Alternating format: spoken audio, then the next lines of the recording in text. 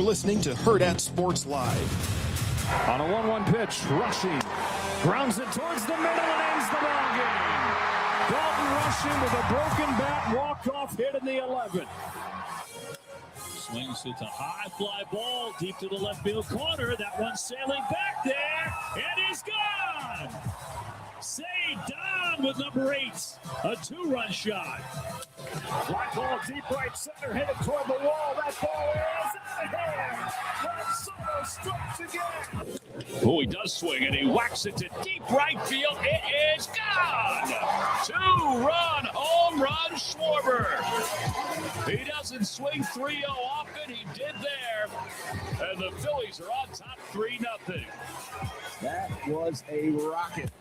Oh, my. Oh, my. This is deep. You've never seen it. 10 RBIs by a Pirate. Ryan O'Hare, the first Pirate with a 10 RBI game. 10. A perfect 10. Good morning. Welcome back. Welcome in Hurrdat Sports Live. That's DB. I'm Ravi Lulla here at Hurrdat Sports HQ, presented by Next Gen Male Medical. What's up, DB? How are we doing? Oh, we're doing all right. Welcome back. I mean, we're excited. It's exciting. Shoot, your boy was up. Man, it wasn't even a vacation for your boy. Yeah. Nah, man. Not when you got. I got a dog in heat. I got a hornball dog. I thought you were fixing that. She's apparently like it's a 38-day cycle. No, I don't. It's not 38 days. It seems like it's 38 days. She's just coming down. Yeah. It was like a good 10 days. Yeah, that's rough. Yeah. That's been the whole time? Yeah. Oof. Good Lord. Yeah, and apparently Buddha acts like he's not fixed. Acts like he can do something about it.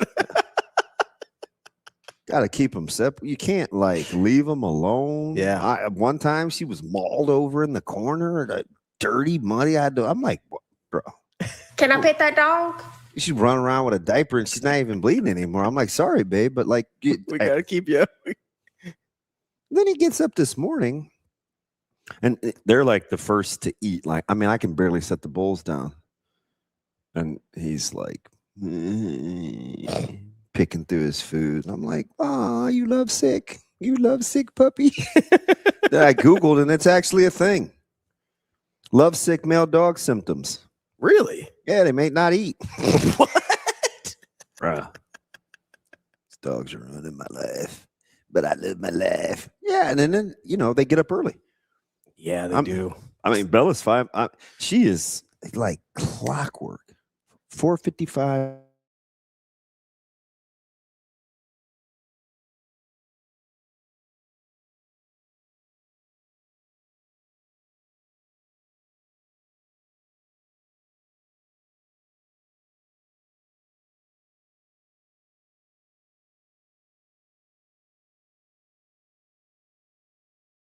I'm training a little guy but he's a little junior warrior, and I mean he's getting it in. Yeah, and he can actually jump rope too as a 7th grader, which is it's not a huge part. It's about 8% of the workout. Yeah, but I was like, I brought the jump ropes out and I was like, how do I start? He's like, oh no, I can jump rope. Jump rope every day. He's like, oh, you want to be besties? Jump roping is great for you. I love jump. I used to have my guys jump rope all the time. Yeah, it's fantastic. So, I mean, I don't know if it's next. I assume it's next gen, or shut up my competitiveness. Like, I'm one of those guys that I don't want to just tell the kid what to do and not be able to do it. Mm-hmm. What's my line? I always rather be caught with than without. Yeah. Right. So I like this, but I don't really run around and jump and do all that stuff. Yeah. I mean, yeah. I do no reason to plyos most of the time. or, medicine ball. I don't, whatever. You're not jump roping a lot. And I'm kind of doing his workouts. Yeah. He's like, oh, you still got it. And I was like, oh, you're my new legit bestie now. I will say there is something about when you're training somebody and you're teaching them how to do something and they don't think you can do it. Yeah. And then you just start repping it out. We knocked the stairs out and I was like, and his legs were shaking and I was like, I think I'm gonna die. But there was a guy walking about 2 stairs down. Yeah. And I was like, that guy's got to be 70. He's not about to see me bent over. Not happening. No, super good. I felt like I would eat better, but I didn't. Yeah. Like, didn't just quality? No, the quality, I mean, that's not going to waver. I just didn't. I don't know, man. It was kind of, I didn't eat anything spectacular. Although I did have lamb. Yeah. I did have lamb. Chops? Yep. Yeah. So the rack came crowned and I sliced them. I get them from Costco. It's a really high quality. Yeah. And Micah loves them. Dude, lamb chops are so good. Dude, they're fire. They're so good. I mean, it's lamb, scallop lamb. I was going to say, like, this is probably an unpopular take, but there's a world in which I might take a lamb chop over a steak. Yeah, well, 100%. I definitely take scallops. I love scallops. 100%. And listen, I love steak, but lamb chops are so good. Those are the 3. Yeah. Those are the 3. Like, I'll do somewhere in the neighborhood of like a really good ribeye, a really good lamb chop, and really good scallops. Like, that's kind of the triumvirate of that's the holy grail right there. That's about right. Those, contrary to popular belief, chicken is a little down the list. I like chicken. Me too. What? Suave? You good? You good, bud? I feel like we were never really apart. That group text is insane.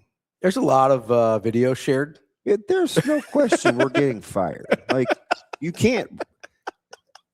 Listen, that's why we do it on text and not on our work group chat. What do you mean we? So here's the I don't funny. think your mic's on, or it's not working. Here's the funny thing too. Everybody was kind of him-hawing around about the food draft. I'm kind of glad we had some rules, and some parameters, because that thing took on a life of its own. I mean, not that Shane really abided by those rules, but it's fine. I thought Shane was Shane, you were fantastic as the commish, man. You were firm. I thought he was pretty good. Outside. The vodka slushy was out of pocket. Why? That's not a sweet treat. That's a drink. What if I use simple syrup? Simple syrup is a very common mixed drink What if I ingredient. use grenades, Adines? No, absolutely not. Can I use granadas? It is a drink. You don't get a double up on drinks. That's outrageous. I didn't double up, but you think I'm volunteering picking? No, but seltzers? it's the cursed pick is supposed to remove that pick from your category. Yeah, but I had the freebie pick. I know, but vodka slushies that was your sweet treat. That wasn't your wild card. Oh, that was your sweet treat's all relative. No, sweet treat's not a drink. You already had your drink. I made sure of it. Number 1 overall draft pick. That's fine. And what category did that go into? It was supposed to go under sweet treat or dessert. Well, you would have that at the end. I mean, you'd have your Exactly. dessert at the end. No, that's insane. Like, you guys don't bring the slush truck. That's insane. What do you mean, you guys? And what's a slush truck? You know, those people that bring like snow cones and slushies? So they used to have those. I don't think they have them anymore at Matter Pinnacle of Bank fact, Championship. the biggest wedding I ever saw. Yeah. Ever. Mhm. At a hotel in Chicago with your people and music and vans My and people? tents and camels in the lobby. Guess what they had? Sweet treats. They had mobile freezers with bomb pops and not Bombay, but like, like It's Mumbai now. Mumbai. Nope. No. You missed it. And a slush machine. Couple more vowels in there. I don't have any idea. I haven't been practicing my Indian lately. I haven't been around you. Which language is that? Wait, I'm gonna do one. Gosh, you say it a lot. Now I forget. I don't speak. I can't remember. It's not Indian. I know. Not a language. It's a dialect. Yeah, there's several. I've mentioned 2, I think, to you.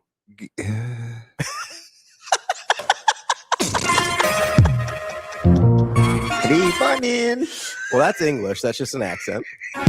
Kinda broke, so you know. Where's Manila when I need him? I think he's in the other room. Manila. No, I believe you're looking for Hindi. That. Yeah. That's what I was I think talking the about. only other one I've brought up is Gujarati. Gujarati. Yeah. Gujarati was the one. So that's the one where my dad is from the state. Gujarati is the go-to. Yeah, that's my dad's primary because he's from the state of Gujarat, so that's their dialect. It's a state? Yeah. Really? Like Georgia? Kind basically, yeah. They have like although Georgia is a country too. it's true. But no, they have their little they have it divided up like you would any other like provinces or whatever. I don't know if they call them. I was a little about the splitting and dividing considering the 4th of July. I wasn't included. Well, there's famously some splitting and dividing of India and back in the day too. So Oh, no, let's not act like you were a victim of fractions. Like we were 3/5 people. Come on now. that's true. Is there anything worse than being not a whole? I mean, nothing at all is probably worse, right? I mean, if we're doing math, Suave. like if I'm like, hey, DB, Don't worry, you got your U.S. territory. You're fine. if I'm like, DB, you get 0% of the pie, or you get 3/5 of the pie, that's better if you like pie. Or let's say let's say we got lamb chops. Hey, you get 0 lamb chops, or you get 3/5 of the lamb chops. That's an improvement. I'm not saying it's right. Yeah, welcome back. I don't remember anybody having pie in there. I got apple pie. Yeah, I had apple pie. it's nice and American. Yeah. Apple pie. Well, I got to remind people sometimes I'm from here. Shane, what'd you eat? What'd you eat on the 4th? Because I barely ate any. You know what I ate on the 4th? And I'm not kidding you.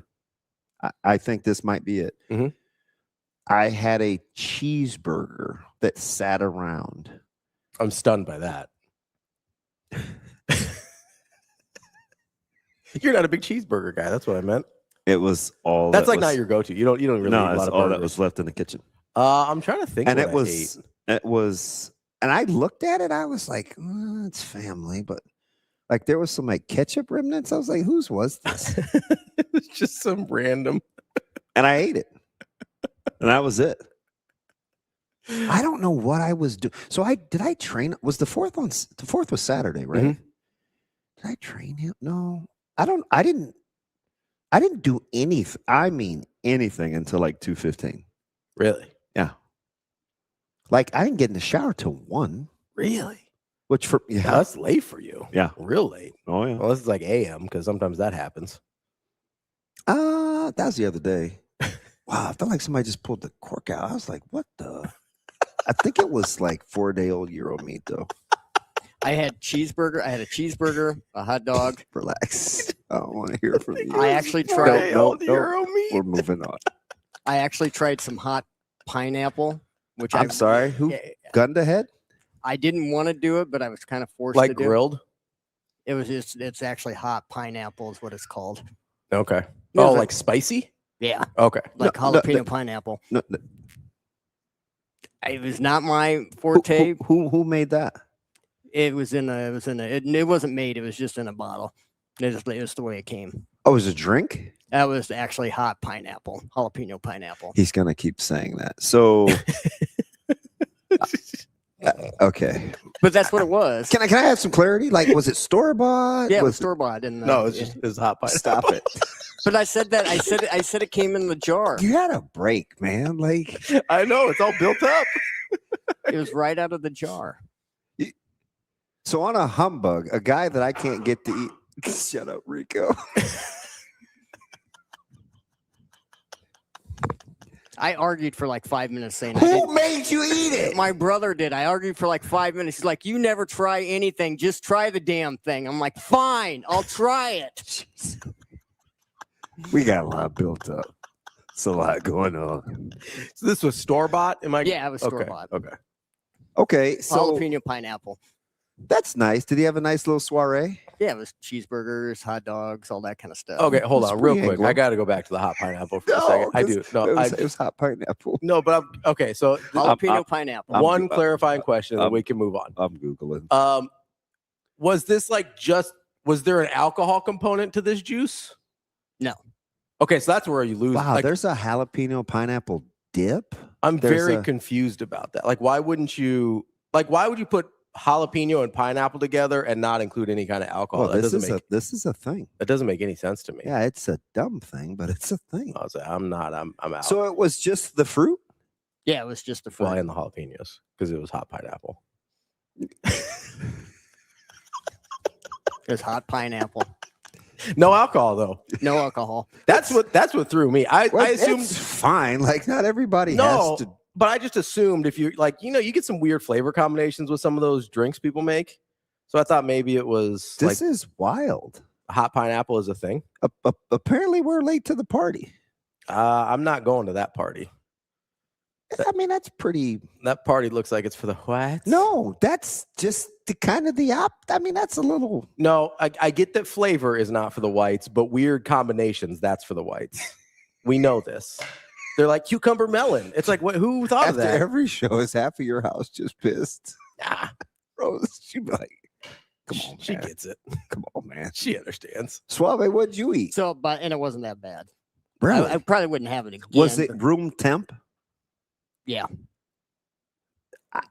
I don't drink room temp beverages, first of all. It's not a beverage, numb nuts. He said it was just the fruit.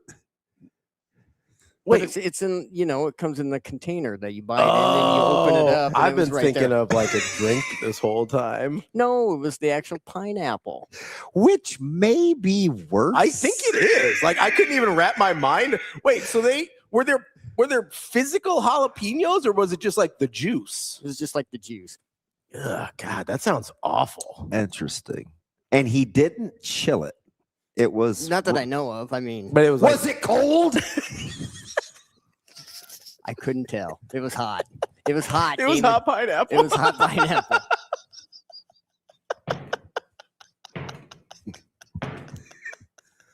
It was pretty damn hot. It didn't. Okay. Stop. Okay. Stop. Look at that. So Shane was at a pineapple party. That's got to be Austin. Shane was at a pineapple party on the 4th of July. Is what we found out. I'm moving on. Hey, I had a cheeseburger. I had a hot dog. Was it hot? Yeah. Okay, so how do you know that? Never mind. Suave, what'd you have? Shane, this dude. Rico, what'd you have? Oh, no, Mike. Manila. Jimmy Neutron, what'd you have? He's got no mic either? Yeah, no mic for him either. We're going to have to restart during a break. Oh, this is fantastic. I wondered why there were 0 comments. I'm trying to think. I don't even remember what I had. We didn't like do anything. We were just like hunkered down trying to keep the dogs calm. So all of them freak out? Mostly just Doug, but like Doug freaks out in a way that's disturbing to everyone. So Yeah, my dogs couldn't give two. They were just interested in yeah, Shadow's like from the streets, so he doesn't really care. literally. Like literally from the streets. Yeah, is he handy with that steel? You know what I mean? Yeah, I bet he would be. Yeah, that dog doesn't mess around. But he doesn't like it when Doug freaks out. So that kind of creates a whole thing. And then I don't even know what Roggy's deal is. He's special in whichever way you can imagine. But he's pretty chill about stuff. Shane, I'm gonna try to move on. Like you don't help yourself out, man. I just can't. Hey, I never even heard of hot pineapple before. I hadn't either. This is the first time for me. Ken says he had smoked pork, fried chicken, corn on the cob, and all the fixins. Hey, where was the fried chicken from? Do you know it was National Fried? I'm so glad the mics are off. It was National Fried Chicken Day. Don't worry, I'll carry the torch here. I did not know that. So what day was that? The 6th, I think. Oh, so just a couple days ago. Yeah. Oh, home cooked. Okay. Now. What the world? Shane, is that you eating hot pineapple? Why does that look so realistic? That is so foul. That's the stupidest shit I ever seen.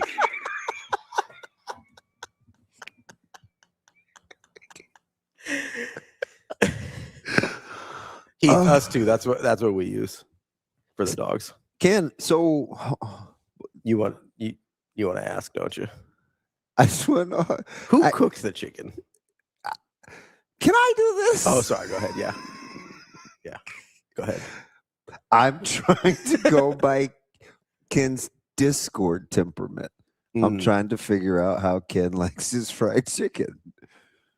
Are we doing buttermilk? Is it seasoned? Are you just off the bag, out of the container? Do you wash it? Do you like? I'm interested. I missed. So T-Mac, I was gonna hit you. This is weird. I'm like having a conversation with a person, and I'm like, this is the longest I've gone without interaction. Oh yeah. Yeah, because it was like 10 days, and like not even. I usually send him a TikTok, or I'm like, I wonder if T-Mac's good. But they may be, I think it's track season too. So I was a little busy. So I don't know, but Track's fried chicken. I don't know, buddy. I don't know. Yeah. I mean, I hear what people are saying. People like their wings a lot too. I'm very location specific. Oh, okay.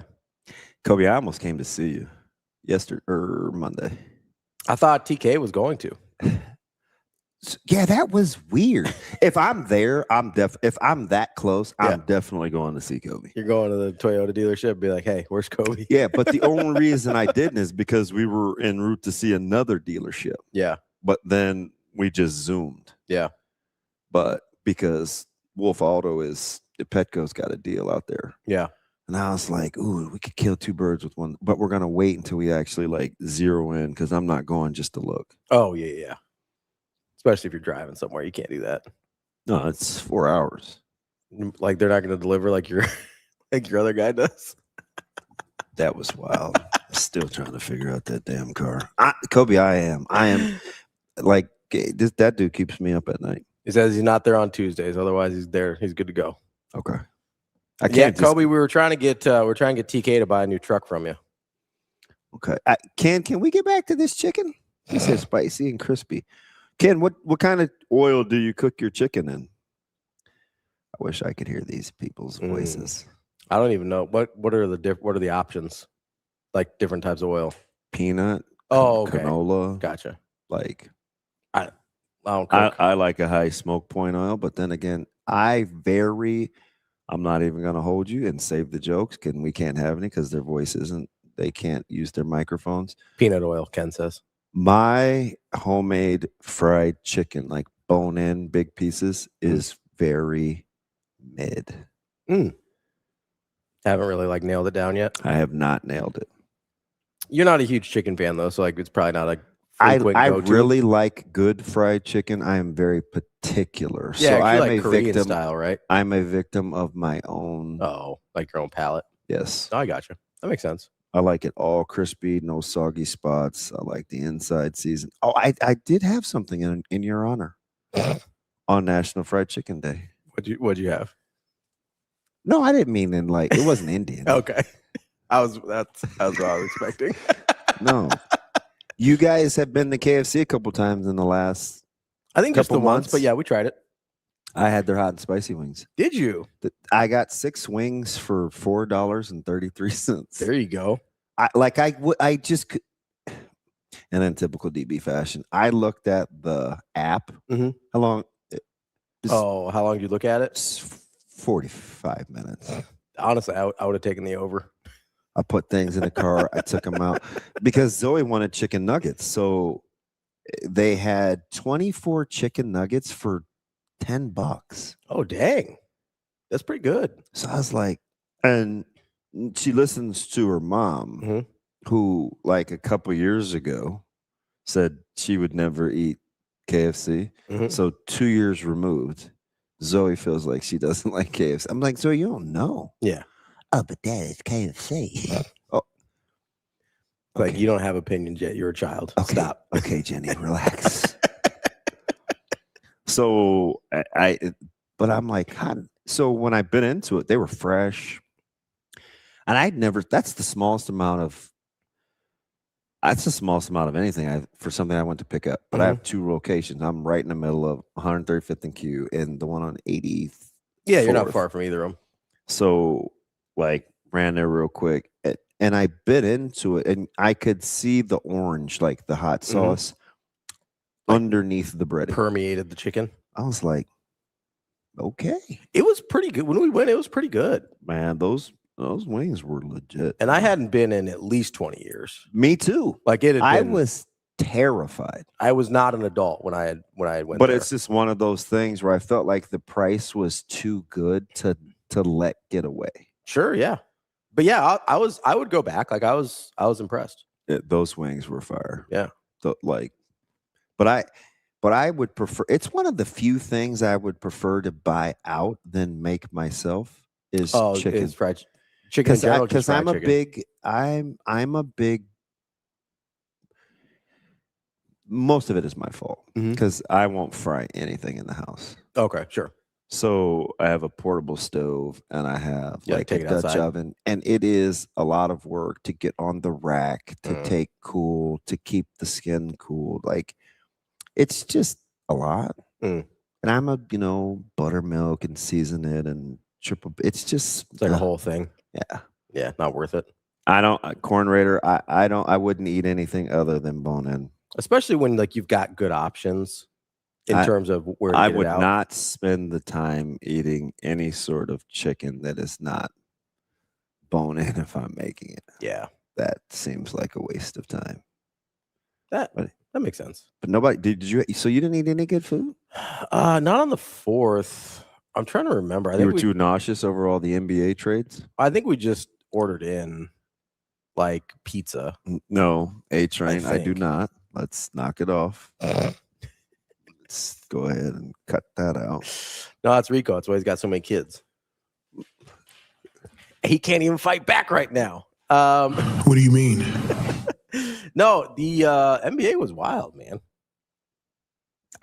I'm still floored. I can't believe that's what the value of Jaylen Brown was.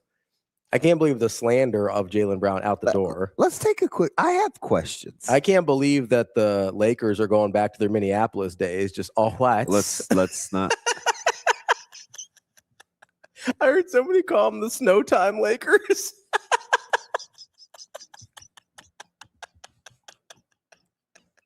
What do you mean? Austin Reeves, Luka Doncic, Walker Kessler, Spray White. The president re-signed Luke Kennard. It's fine. It's totally fine. No, what were you gonna say about Jaylen Brown? KJ said it's 2026. I pay people to remove the bones from my chicken before I eat it. That is the most KJ response ever. I debone my own chicken. Yeah. Did I send you the picture from Baker's the other day where they had buy one package of thighs, get 2 free? Oh, chicken sandwich. Bro. Thanks for the heads up. Damn, man. That was a good enough purchase where I had to order more vacuum sealing bags because I was out. I was like, this is such a great sale on chicken. I think I'm going to stock up. But wait, I'm going to spend the money I saved on $20-some worth of vacuum sealing bags. Makes sense to me. Todd says, what do the Lakers and Husker basketball have in common? We'll get to that. We got World Cup. We have NBA. We have Nebraska recruiting. Yeah. OTAs are in full swing. Brandon Ayuk is off his rocker.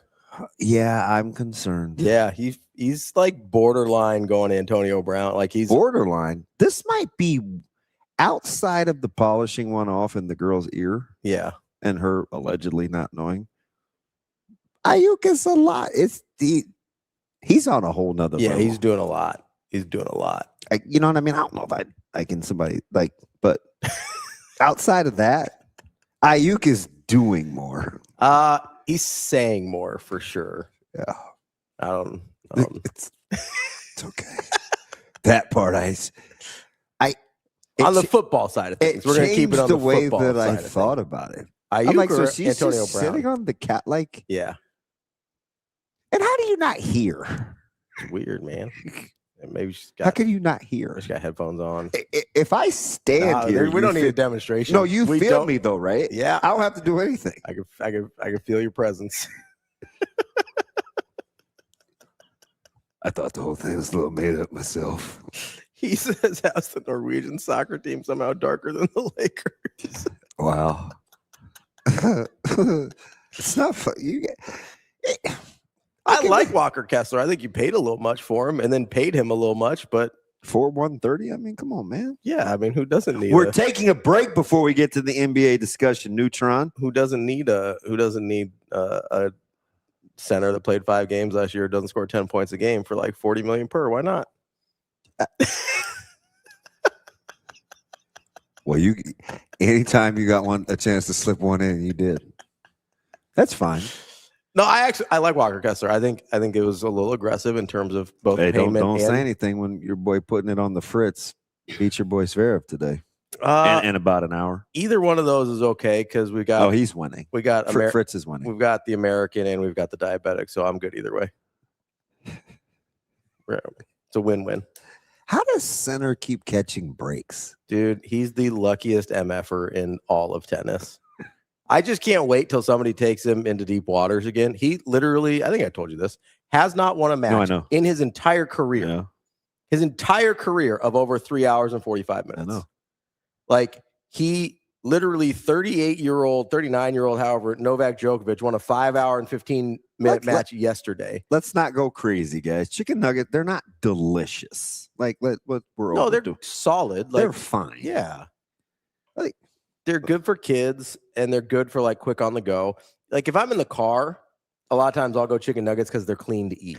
So I'm just saying, you know what I mean? The special, because I have the app, even though I never use it, which is one of my 50 apps. By the way, my remote control went out.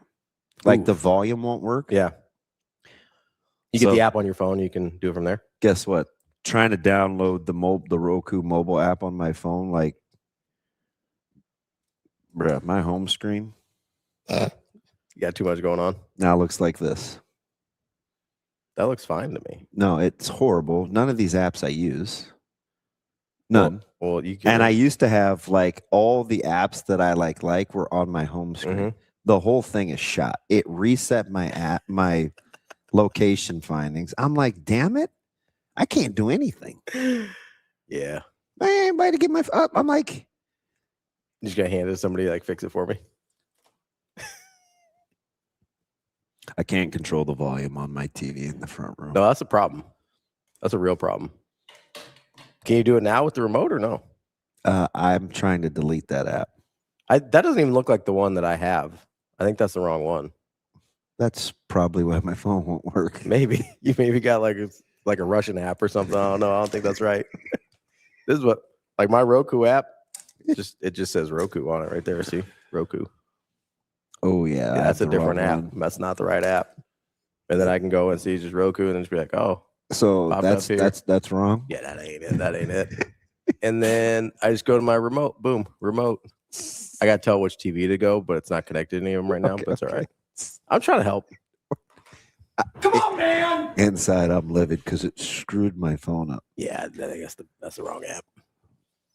If it makes you feel any better, this is not very good. It cost you 20 mil. No, I just wanted to represent the Big 12 this morning. I don't know if we can zoom in on that. There we go. The Big 12. They got those. They got the Big 12 energy drinks out fast. Really proud of them. This is in Kansas colorway. 20 mil. Dude, that's like $12. Like, what are they even going to do with that? 12? No, I mean for 16 teams. Shane, we may need some break music. What are they going? I have a lot to say. What are they going to do with 20 million for 16 teams? That's like 1.1 each a year. What are we doing? Like, yeah, I would take 1.1, but for an entire football program, that's like, congratulations, you got a backup left tackle. Oh, cool. Maybe. Yeah, I was saying, like third string, maybe, like freshman. You know, like, yeah.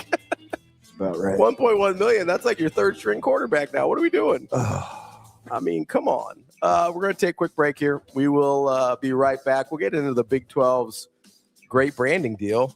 The Big 12 Conference brought to you by Monster.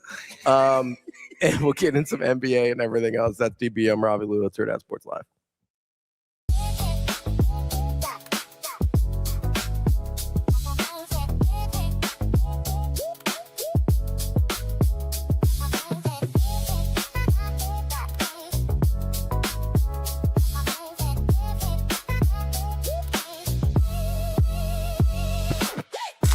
Are you feeling off, low energy, or asleep? At Next Gen Male Medical, we not only evaluate your testosterone, but overall health. Schedule a visit at nextgenmmc.com.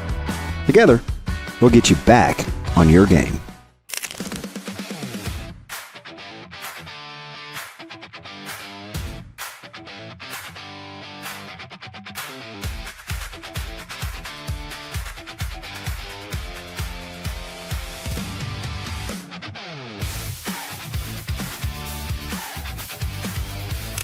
What I've seen from Taj is really he did a great job making simple plays and finding shooters. He got Sam moving 3 or 4 wide open shots today.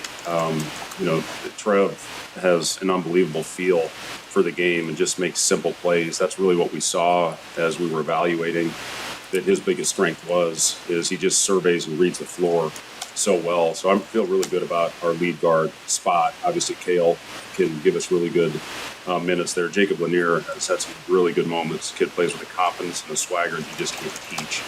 Goes after every ball. Taj, he does give us an element of toughness that we really needed with this group. He really pressures the ball. He's got long arms. He's a +6 on his wingspan, almost 6'11".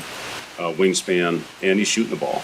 He's done a good job, put a lot of work in to extra work and development as far as working on a shot and getting him more. He shot a solid percentage last year, but he wasn't a high volume guy. So just really trying to get him comfortable with shooting those shots. But, I love his mentality. I love his toughness. And, he's going to be a good one for us.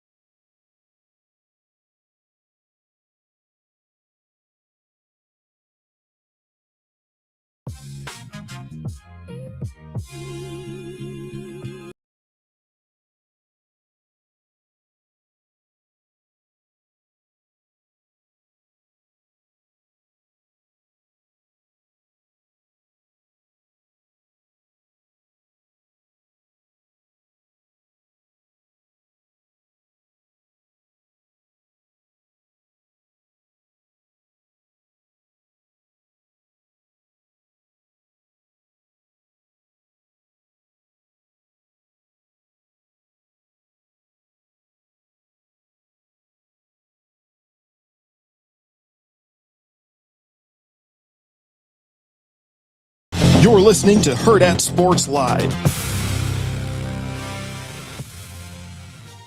Welcome back, Hurrdat Sports Live. That's DB. I'm Ravi Lulla here at Hurrdat Sports HQ. Coming up on the I totally got the wrong app. Yeah, you 100% did. It won't even let me delete it. Oh, that's not great. It may have taken over your computer, your phone. You got to get a new one. So get out of here. Well, I'm just kidding. I have no idea. I don't know how to work Androids at all. I just don't have any frame of reference for it. I wish you the best though. Gosh. I mean, you're not even believable. Good luck and Godspeed, that's for sure. It's fine. Coming up at 8:30, we got Kevin Suits from 1011 News in Lincoln. And then at 9:30, we've got the voice of the Ohio Bobcats, Marty Bannister, will be joining us. He, as we start our previews of Nebraska's opponents, that is game 1, the Ohio Bobcats. So we'll kick that off today and continue throughout. I mean, it's that time of year. We're getting there. Hey, that's a nice get, Shane. Thank you. Good job, Shane. It is quick too. Quick to respond. Unlike your answers. I think those guys out there really like Nebraska. So Yeah, I think it's Coach Solich thing. Probably. That makes sense. They got a ton of our players too out from the state. Yeah, they had a nice little run there for a while. Yeah. Where are we with one Philip Steele? Still working on it. I've talked with Phil. He said he would do it. We're just trying to work out the bugs. Should we save the magazine talk, or are we just gonna like? We could save it till we get him if you want. I got mine during the break. Started. I may sprinkle it in though. Okay, little sprinkles, like Salt Bay, little sprinkles. I was like, oh, I kind of miss Ravi, and I was like, no, it's short-lived. It's fine. The text was out of control. Rico, you did something in the hallway that is a tremendous pet peeve of mine. When two people are coming, I was walking. Rico's back. When What's up, babe? People are coming, you've heard me say this before, like in grocery stores, just stay to the right. Yeah, it's like on the road. It's just like on like just. But you were on the right. And I had plenty of time to get over. You stay to your right. So you want me to stay to the right, but you'll be on the left until you decide to move over. So when I came out of the bathroom, I was a little staggery. I was on the wrong side of the hallway. I should have been on the right side. Was it a tough movement? Oh, glad your mic works. Rules for thee, but not for me, right? That's how you think.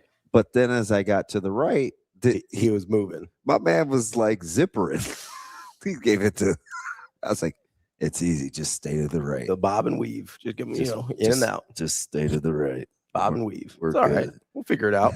He said, DB, get an iPhone. Apple doesn't allow virus apps on their app store. I don't have any comments. That's not the right app. I know that. Okay. What do you mean? Pretty confident there. Zip it, Hubert. I actually don't know like anything. Well, that's true. But I don't know like what can happen if you get a bad app on an Android. Like I don't know what it does to your phone. I have no idea. Well, apparently it like zapped my whole home screen. Now it looks like, I mean, this is a debacle. I can't even. There's a lot going on there. Yeah. So my home screen just used to be the apps that I wanted on my home screen. We can delete that one. Oh, that is so. I don't even know what version that is. Let's see. You're never gonna go there. Look at all the. There's a lot of these places. Do you know what that is? That's Baker's, right? Oh, it says it. Never mind. Well, I can figure it out. No, you can't. I know. I recognize the B. I grew up here. What day? So what day did I? So what else do we have here? I'm gonna see what else we can get rid of here. You can uninstall that if you want. Just hold. Let me see. Just hold. The button down. This one. Just hold it down. All right. Like that, and then you just. Oh, go. beautiful. That's so childish. Yeah. No, it's.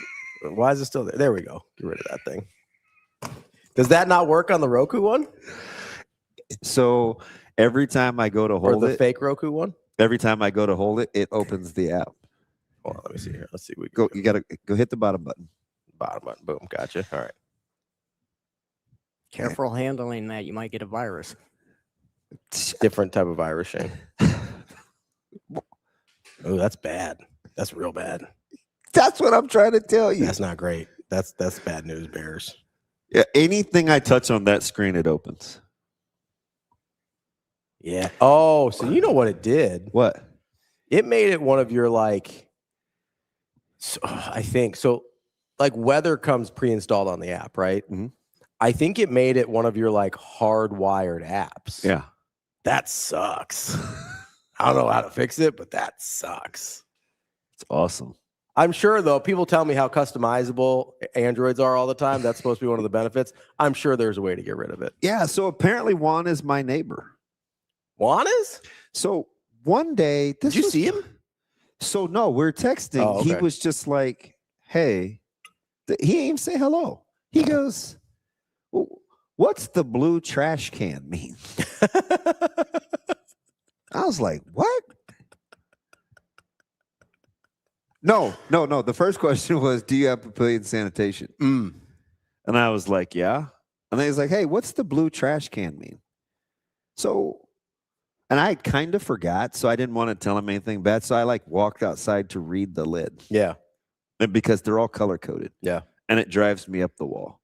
Like, I don't think any of our neighbors have it right. So I just poke my head out on Monday morning and see what the consensus is. That's what I do. On like whether it's I'm one like, or both. is this green? Is it both? Yeah. Is it like I do that too. I never can remember. Yeah. And so I have a couple of very reliable neighbors that I'm like, they know. Look how you spelled neighbor. Excuse me. Neighbor. I can't wait till you guys all slip up trying to be funny. I don't think I've ever said that word in my life. I don't think I'm going to slip up.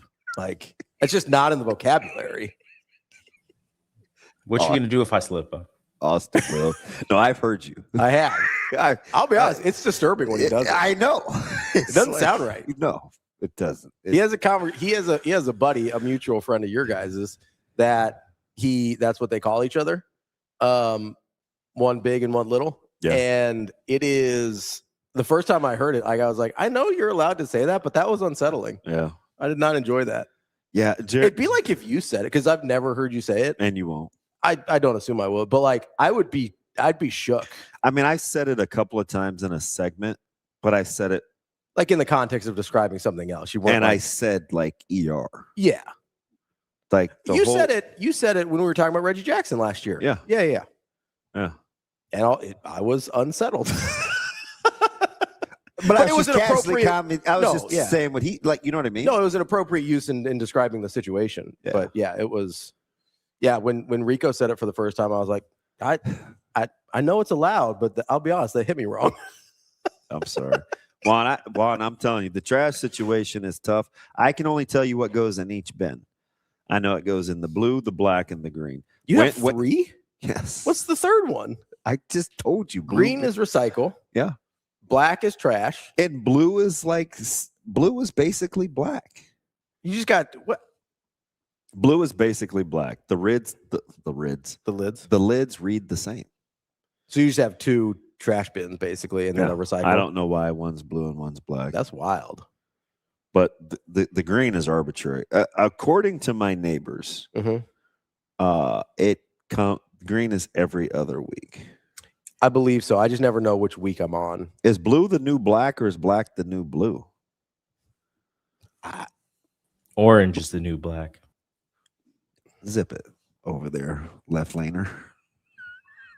Wow. I know that's not a slur, but I don't think you can say that. Left laner? Is a hard ER on there. Left laner. Yeah, that's right. Rico, who has the better team today? Today. Right now. The Sixers or the Cavs? The Sixers. Are you sure? Yes. Today, that's assuming everyone's healthy. You can't assume everyone's healthy because Joel Embiid's never healthy. Well, you just said today. Is he healthy today? Probably not. So I'm listening to his third pitch. I'm listening to the NBA Network on the way in. Yeah. It took him 4 minutes to answer the question. Legit 4 minutes. My drive time. I think I would take. That's a stupid amount of time. Edgecombe. It's not that hard. Edgecombe. They bantered back and forth. I think I take Edgecombe, Maxey, Brown over Mitchell, Mobley. Harden's not re-signed. He will. And Allen. Yeah, I think I mean, you know how I feel about James Harden, and he just continues to prove me right, which is phenomenal. This is the discussion in 2026. I think it's the Sixers. I don't trust Embiid. Should they eat the cap space and try to move off of him? I don't trust him. In 2026, that's the conversation we were having about Joel Embiid. You know what it seems like? I was like, is this bizarro world? But I get it.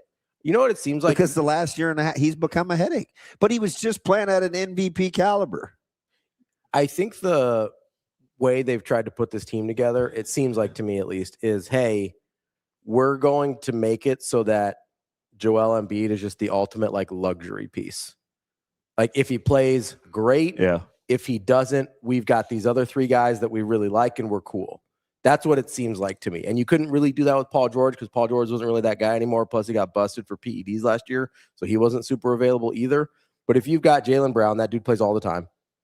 Edgecombe plays all the time. Maxey plays all the time. You've got 3 guys that you can count on and say, hey, these are guys that can carry us. And if Joel Embiid's healthy, ultimate luxury piece. That's how I think they're building it. I just don't know. Like, you're not getting any value from him. Yeah, I was on a trade market, right? It's like, no, I don't. Nobody's taking him. You're going to have to give up picks to get somebody to take that salary, or you're just taking on more dead weight. That's probably more problematic than Joel Embiid because for his lack of availability, he doesn't really seem to be a problem. No, you know what I mean? Like he's pretty like, hey, when I'm here, and I'm happy to be here. Whereas like anybody else that somebody's willing to depart with that big of a salary is going to be a headache. I'm sure there's likely candidates. Has anybody's career taken more of a left turn, Rico, than Embiid? No. Paul George? Ja Morant. Oh, that's a good one. Without injury, no. And I get he had one, but like his problems aren't injury related, right? The fact that Memphis just straight up traded him for 2 other players, no picks, no nothing else, is ridiculous. There's like deuces, get out of here. 3 years ago, he was like rising face of the league. We were like, right? Like, could this guy be face of the league? Yeah, it was. Is he going to be the next, point guard MVP? Is he going to be like the Derrick Rose? He was going to get healthy Derrick Rose comps. And I think he had an ACL, right? No. Ja, didn't he miss a season? He had a lower leg something. We didn't. Did they ever say? But that's not the problem, right? Like that's not his problem. The problem is everything else. Yeah, like when he plays, he's usually pretty good. Yeah, and Portland has one of the strictest gun laws in the country. Yeah, in the country. Yeah. So that's gonna go over well, but. Like here. He's kind of like Harden. A lot of strip clubs in Portland. Are there? Yeah. Well, I'm unfamiliar. I don't. Too. Why would you know? This doesn't. TikTok. This doesn't scream. Yeah. I didn't think so either. After this guy made a TikTok about it. This guy made a TikTok about it. Stop. Why are you that way? Stop. But he was like, strictest gun laws in Portland. You're pretty much sending Ja to rehab. We're on the same page, but stop. Nope. No whispers. The mic still picks it up. Don't say it. Interesting. You're pretty much sending Ja to rehab with the gun laws, but then a bunch of strip clubs in Portland. We got to give him something to do if he can't play with his guns. Yeah. Very interesting. Let's just say you might have a different particular worker in Portland versus Atlanta or Memphis. Just put it that way. The lineup might look a little different. I don't know if I believe that, Rico. Canadian. Yeah, but you're coming from Vancouver. Yeah, it's true. Okay. I've got to shake it off. Got to shake it off. It's not what I expected to hear from you, Rico. I was not prepared for this. Ton of strip clubs. And then he was like emphatic. He was like TikTok. Yeah. I looked it up afterwards because I was like, I don't believe that. Were you like, how Portland strip clubs per capita or what? Like, what did you Google for that? I think I Googled. It wasn't on this computer, obviously. Obviously, it wasn't this computer. I think I Googled amount of strip clubs in Portland. Like, how do you know? Like, what's the frame of reference though? How do you know that's a lot or not a lot? It seemed like a lot. Thank you, Wyatt. I mean, there's like 2 in Omaha, and he seems like a lot. It seemed like a lot. Okay. Wyatt sent me a recipe, which is simple and sensational. And he goes, "Hey, here's a recipe," even though they said gochujang. Now I'm going to say it wrong, even though they say gochujang. You said it right. Anyway, even though they said that word wrong. Wyatt, I'm not talking about demographics. I'm talking about personal preferences. I want to make that very clear. I had to look it up again just to make sure. Portland has roughly 50 to 55 strip clubs scattered throughout the city. Portland boasts the highest number of strip clubs per capita in the United States, with roughly one club for every 9,500 to 11,000 residents. Damn. That's insane. Portland stays horny. That's insane. That's crazy. I never guessed. That's why their teams are so bad. If you gave me 100 guesses on the top per capita strip clubs in the country, I guess I just don't. I would not have got Northwest. Like, no, I wouldn't have gotten there. It would have taken. Who's doing this? That's Austin. That's always Austin. Tampa is number 2. Kind of makes sense, Keljam. I buy that. Tampa sort of makes sense. They're famous. Yes, Tampa makes sense. Portland. A lot of places. Nobody's getting that on Jeopardy. No. I would have said Atlanta, although Atlanta's large enough that per capita, I would have maybe been like, yeah, I understand that maybe isn't number 1 there. Maybe pure volume, number 1, but I understand. Tampa would have made sense. Tampa would have made sense per capita because it's not huge, but they've, very popular. Yeah, Lee. That's what I want to know. Rico, please tell us how you explain this search history to your wife. Hey, Rach. It's for work. It's for work, babe. Don't worry about it. Do you guys want to hear some of the names of the businesses? Oh, God, yes. Yeah, I really do. We have this is on my work computer, by the way. Are these Golden? real, or are you making these up? Nope, these are real. Okay. Can we tell you how traumatized I am by this, though?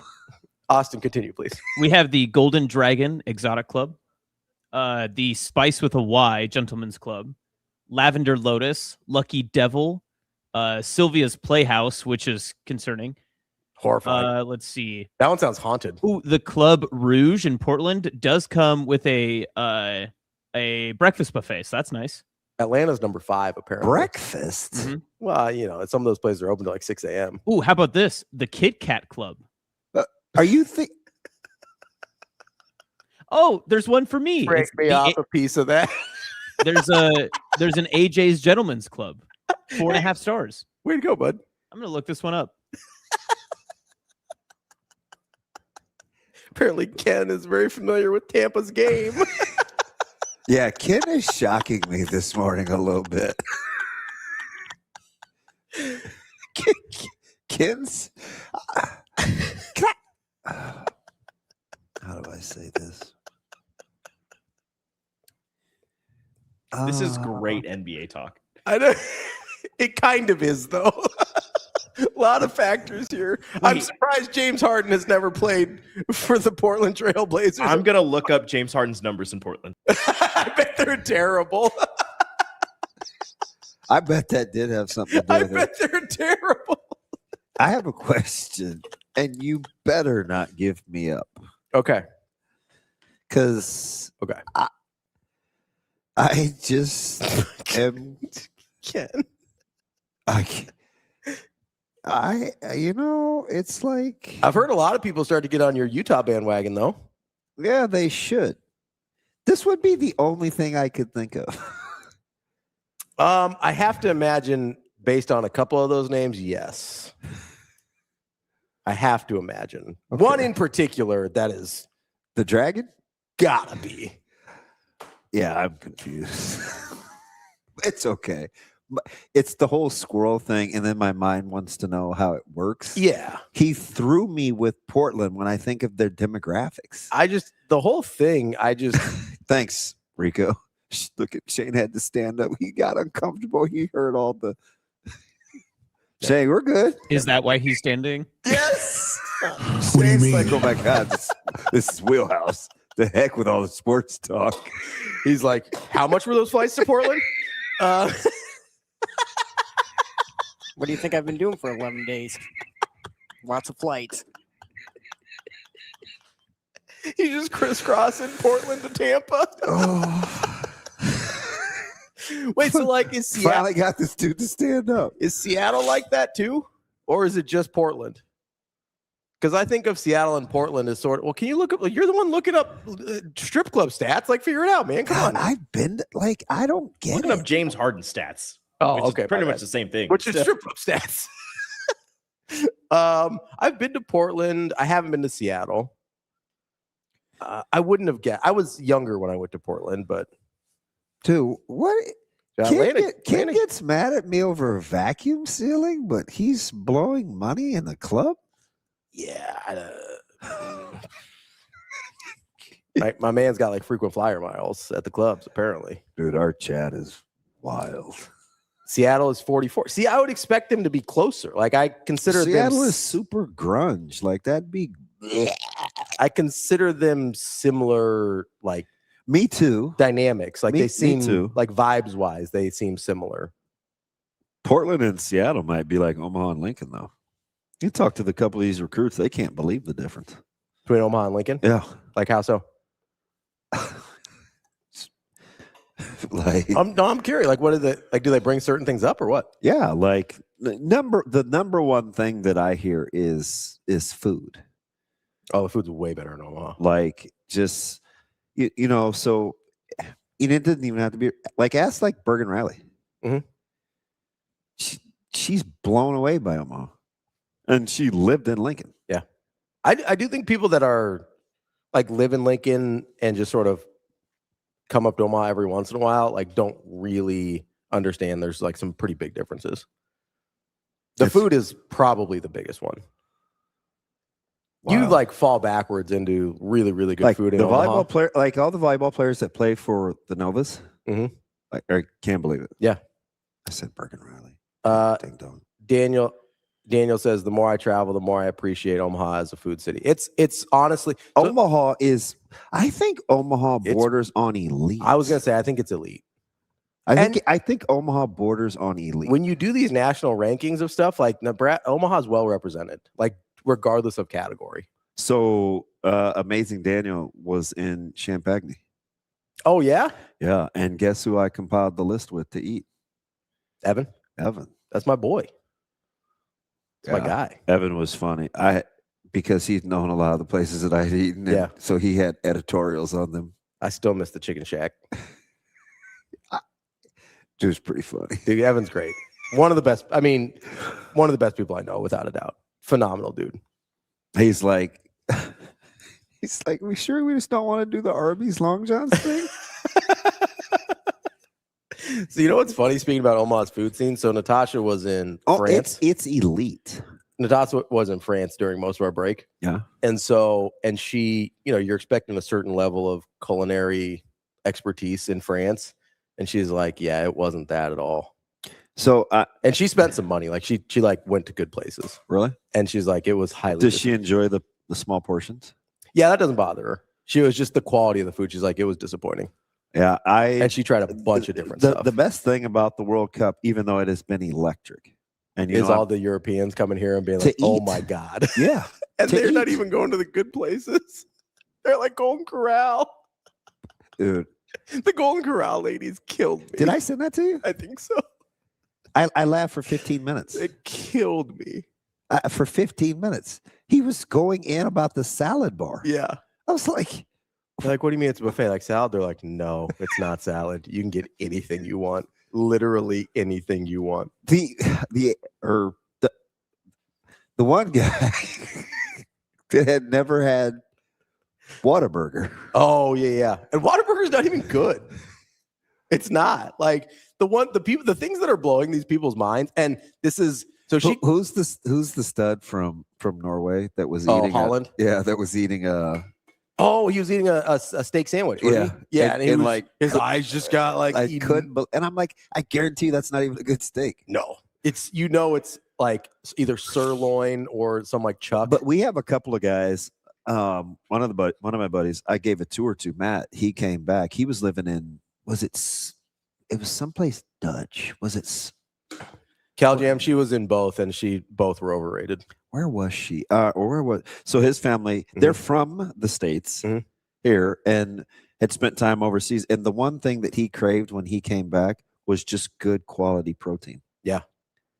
She was disappointed in almost every facet of the food. The fast food was bad. The high-end gourmet food was bad. The pastries weren't even that good. Like, they were fine. She said the pastries were the best thing, but they were fine. And obviously she's a pastry chef, so she's a very high bar for pastries. But she's like, the worst thing about it is you can just go to restaurants in Omaha and you will get a better meal. Yeah, I think, and not even like the crazy high-end ones. Like, you can go to like a middle tier restaurant in Omaha and you'll get a better meal than she had in France. So where was I this was probably, it was right at the break. Mm-hmm. So maybe I agree, Carol. What Carol say? Freddie or Culver's over Whataburger. Yes, but Culver's is much better. And I've only had Culver's twice. Mm-hmm. I was 51 years old before I had Culver's. Yeah. Culver's is good. There's one about one of them was a fish sandwich. Natasha really likes the fish sandwiches there. It's yeah. And I mean the big one, like the walleye. Yeah. The one that they only serve like during Lent. Yeah.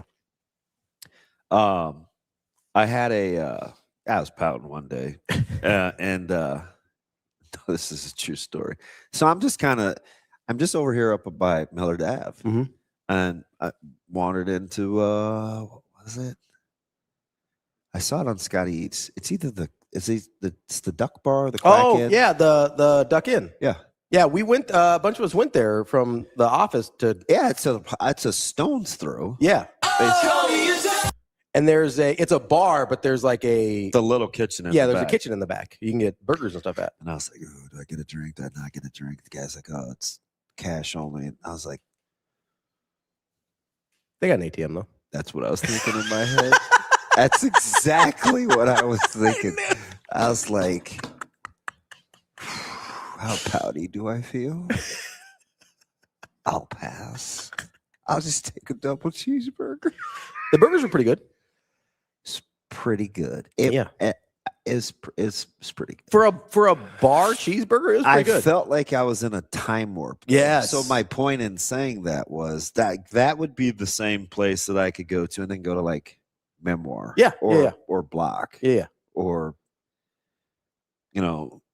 Anthem or someplace. Mm-hmm. You know what I mean? It's like it's elite. It was the range is good. Like you're like bar food all the way up to it's elite. Like I know people like we've got some of the best sushi in the country. Like literally. Yeah. Like that's not an exaggeration. Like at all. Like you have to go to either like the best places on the coast or Japan to get better sushi. So Zoe and I we were downtown. There's a place. Can you have a good?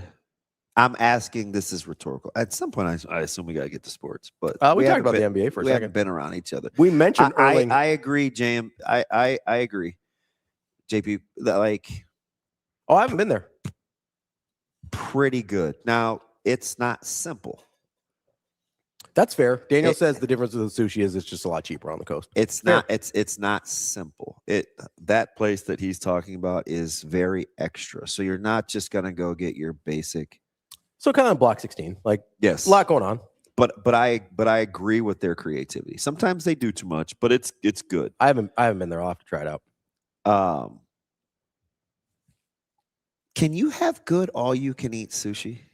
I haven't ever.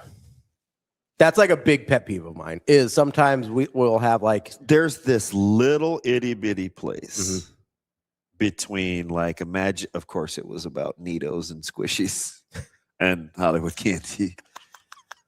Oh, I've been there. The one downtown.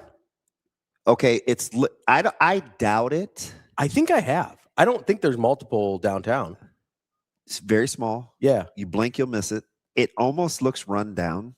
I think I've been there. The signs are kind of plastered on, and those are usually the good. And if it wasn't her, even though she rocks with sushi, I was like, and it was like, hey, all you can eat something, and I was like, can that be good? So here, I know what you're talking about with the signs because it's not Uman, it's not the new one. Yeah, like yeah. On 72nd, this was a few years ago that I've been there. This is like a little itty bitty tucked hole in the wall. I'm pretty because when we lived downtown, I think we went there a couple times. It's fine. Like so when you're talking about the signs plastered on the windows, that's Wyatt. That's what it is. That's exactly what it is. Yeah, I've been there. That's the one I've been to. That's what it is. When you got the signs plastered on the windows, never mind. That's usually a good indication for like we're just gonna keep moving. That's usually a good indication for like Chinese food But for sushi, I want a little different look of my sushi restaurant. I hear you. You know what I mean? Yeah. Like typically a good sushi restaurant because a lot of raw things presents a little cleaner. Yeah. Whereas with the Chinese restaurants, sometimes you're like, ooh, that feels a little hole in the wall. That's probably going to be good. He said, okay. I know. Yeah. But you nailed it, though. Yeah. And I mean, you blink and you'll miss it. Yeah. That one's, I've never, like, there's places that are fine, but I've never been to one. I've never been to one and been like, oh, this is great. It can't seat but like 12. It's small. It's little. That place is okay, A-Train. It's just okay. I've been there. I didn't have sushi there. I had something else. I don't remember what I had. It's okay. Kobe's standing on the table for Runza's, the best fast food burger. It's a great burger. It's a great fast food burger. It's up there. Yeah. I don't know that I would say unequivocally, but it is. Yeah, it's certainly in the conversation. Wouldn't fight, but we'd probably arm wrestle. Yeah. I don't think so, Kobe, but I get why people say it. I don't have a problem with it. I think it's style. I get why people say it. At that point, it's going to be stylistic for me. Like if you don't like the smash burger, Freddy's is obviously out for you. I do like that, so that's a style that I like. But Runza's way up there in terms of fast food burgers. Yeah, way up there. I don't have any problem with that. It's. I think at that point, it's a stylistic preference. So I think Culver's is in the discussion. I do too. I think Arby's before they discontinued was definitely in the discussion. My 3 would probably be Freddy's, Culver's, and Runza. That would be my. I just don't know. I prefer like a regular. So to Kobe's point, I probably prefer like a regular burger over a smash burger. If you like smash burgers, those Freddy's are really good. That's the difference. Like that's why I said it's a stylistic preference. I've never Kobe. It's fine. No shame. I've never eaten there. Oh really? I have never eaten. I think it's probably in the discussion. I have never had a burger there. I think they're in the neighbor. I think they're similar. Everybody said they're super expensive. Like, am I paying $14 for a fast food burger? I mean, it's expensive for fast food for sure. It's expensive for fast food, but it's good for what you're getting, like the size of it. Like, yeah, that's what I see. Yeah, and you can fully customize. Yeah. And if you order like a small fries, they will fill your bag. Yeah. Like which is my favorite part. Which doesn't help you at all. No. But like if you like fries and if you like their fries, they will like fill up your entire bag with fries. Yeah, I'd probably arm wrestle. I wouldn't fight over the Runza though. I would say Five Guys and Runza are similar quality to me. I think they're in the same, and I think stylistically they're pretty similar in terms of like type of patty and stuff like that. Wow. But I mean, Runza's a phenomenal fast food burger. No problem at all with that. Yeah. Do you think Five Guys is more expensive because they actually make it in front of you? I've never eaten there. I'm actually surprised by that because you can just go get patties. I'm surprised. Like, I might have to put that into rotation because that's what my mom does whenever we've gone in there. She just gets the patties, and then she'll get some French fries too because they fry them separately from everything else, so they're safe. But she just gets patties and cheese, and then like if you want, like basically just the meat and cheese. DB, you want to go after the show? No, it's a little early. It's a little early for. Yeah, it feels heavy to think about in my stomach. That's the rest of your day. I go to sleep for the rest of the day. Done for the day. Yeah, I just call it a night. I have to. That takes some mental preparation. I wouldn't do that on a. I'm weird. It's also clearly. It used to be fairly close to you, but it's not anymore. I wouldn't do that on a because I think it's just the one, right? Oh no, there's one on 72nd, but that's not that close to you either. Yeah, I'd have to ramp up for that. It's pretty. I think you'd like it. It's pretty good. Because if I'm going, I'm going. Yeah, like I'm not dabbling. You let me know. We'll set up a date. Oh, give me a piece. But Austin's standing on the table for the North Platte Runza. I mean, people have preference. Like there's definitely locations in the city of different like fast food establishments that are better than others. Not even fast food. Like when I came back from Albion, the same 4 people are telling me about this particular sandwich in Erickson, Nebraska. And I'm like, if I'm going to Erickson, Nebraska, I hope I'm getting more than just the sandwich. Yeah. I think the North Platte Runza has won best burger in North Platte like 12 years in a row, if I remember right. I mean, what are the other options? I'm not even like, Excellent question. I mean, Is that kind of like the Pizza Ranch in Lincoln winning best fried chicken every year?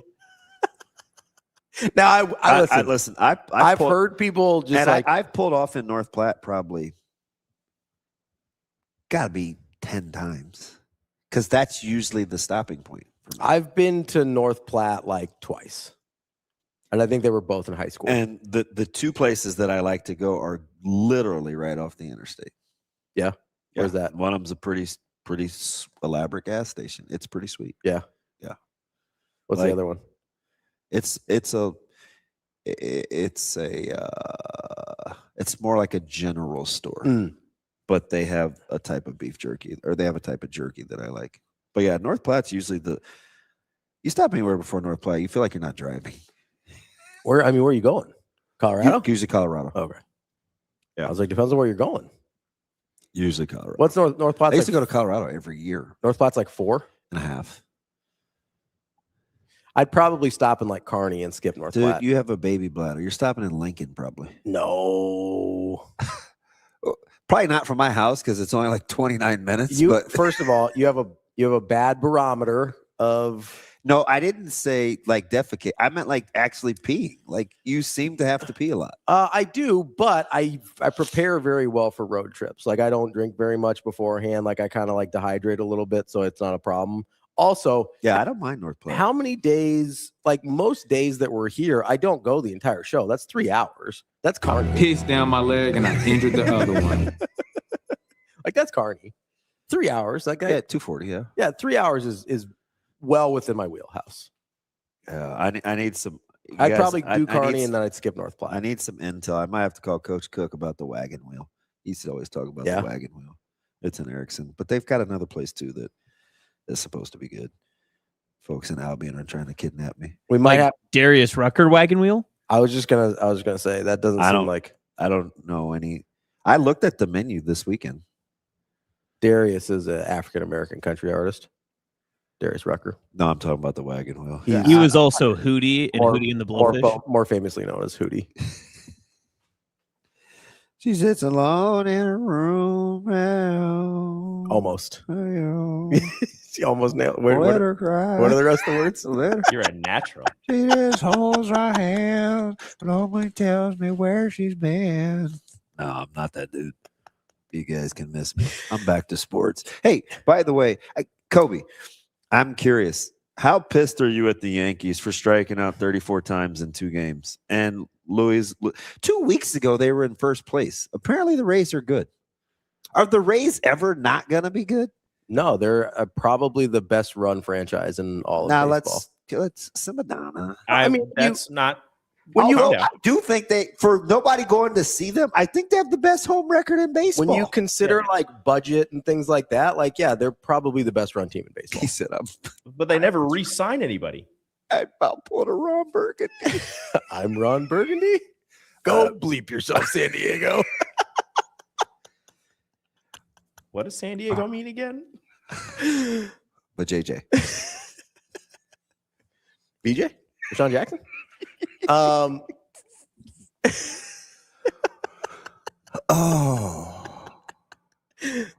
front office is a bleeping joke. Fire Boone. I don't know how that guy still has a job. Me too.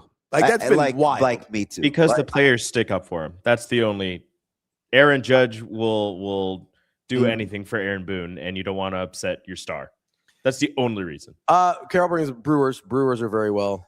So very that's well run. so that would be my The Rays have been doing it for longer at a super high. I mean, the Rays have been doing this for 20 years now. I'm well aware. It's crazy. And you know the wild thing is they don't just not re-sign guys; they sell on guys high, replenish their system. Like remember when like Chris Archer's they lost the best player in their franchise and they didn't skip a beat. They do that like Wander Franco could have been the best player in baseball.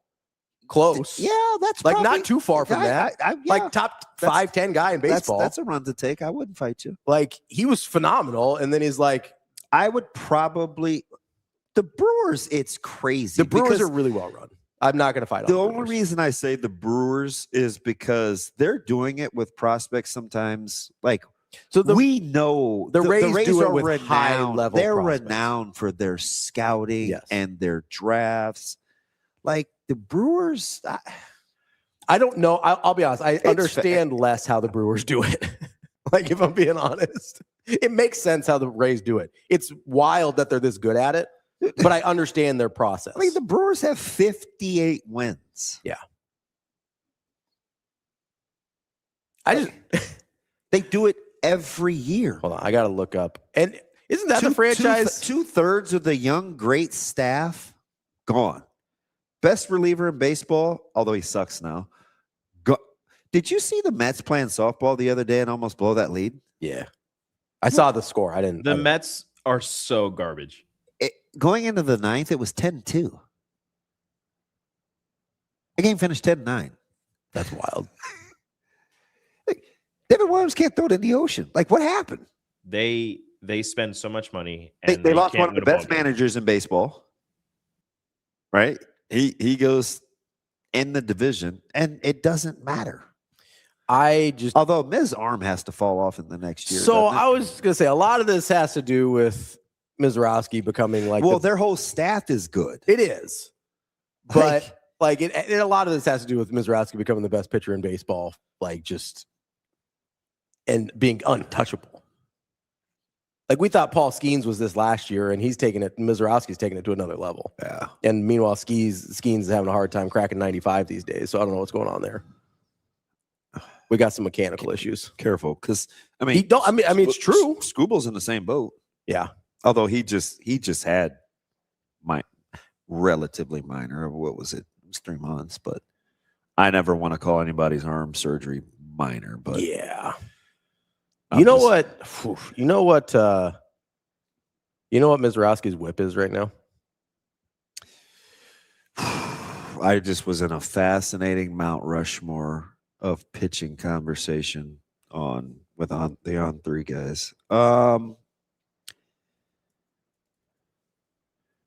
you know what Pedro Martinez whip was in 99?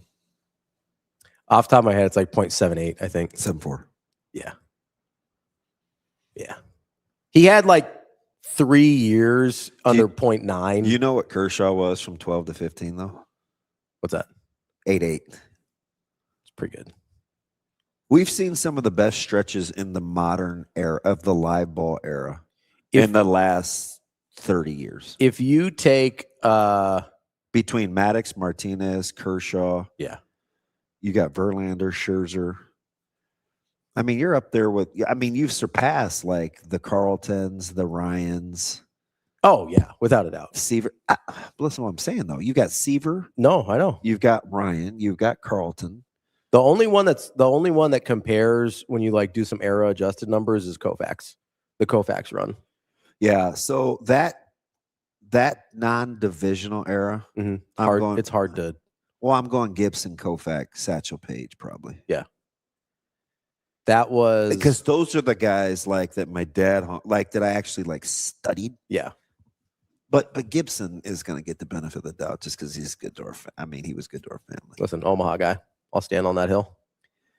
But the Rushmore baseball is tough. I think you have to do it by eras. Oh, for sure. Like, there's too much. Even when you do the era adjusted stuff, like, it's too hard. I mean, Randy Johnson. Yeah. He had a couple stretches like that. Elite. And like at different ages. Like his late Diamondback stretch is so much better than people remember. Listen, like post World Series. Live ball era, like Randy Johnson probably has to be on that. Absolutely. Mount Rushmore. It's hard. No, the Mount Rushmore, if you're sticking me to 4, it's really hard. But if you're talking about like he's easy top 10. Easy. For sure. Live ball era. So we're talking 20s on? Last 100. Last 100 years. Let's go 60s on. Okay. I usually split it. Let me get the specifics because this is tough. I usually split it, and Kevin will be good for this conversation too because he's a baseball guy. Suits. But I usually split it at so let me go because live ball is longer than that. Live ball goes back. Okay, so let's go post non-division. Okay, so what is that, 63? Yeah, like when the Mets came in. Mid-60s on down. Yeah. Okay. That's tough. So that mostly eliminates Page. Yep, Page is out. But it includes Prime Koufax. Yep. Okay. Koufax. So when you're doing Mount Rushmore, Koufax is tough because he's so short. Oh. Like the Prime is so short. I'm gonna go. I have to go Pedro because that's my guy. I do think you go Randy Johnson. I do think you go Kershaw. Kershaw over Maddox. Maddox might be my fourth. They're probably in some order. Yeah, like bang bang. Yeah, Maddox might be my fourth.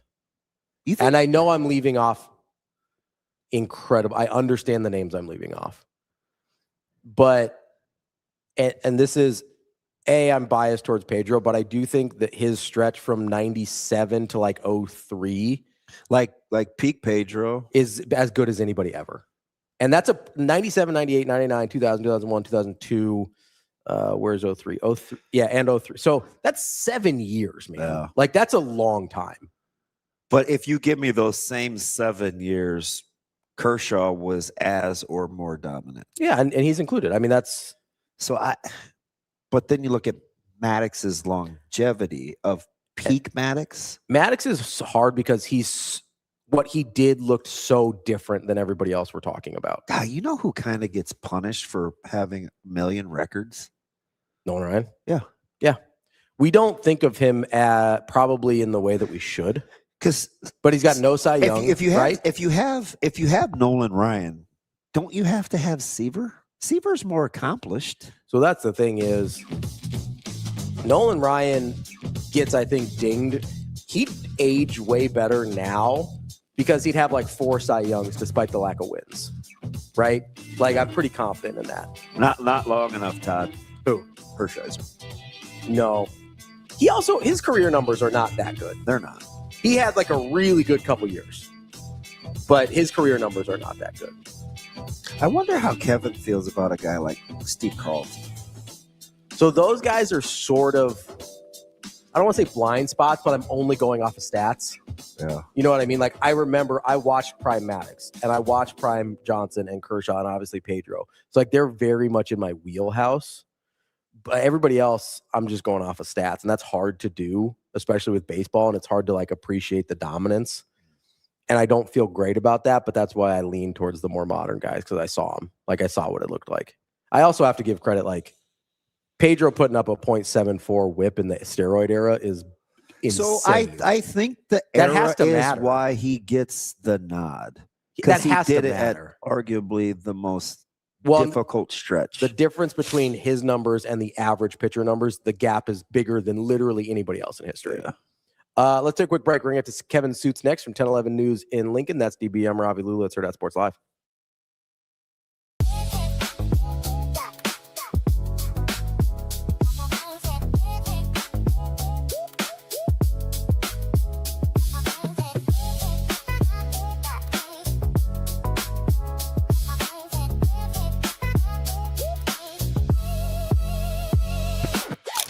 If losing weight is harder than you expected, it's not just about willpower. At Next Gen Male Medical Clinic, we build a supervised plan around your body, not someone else's.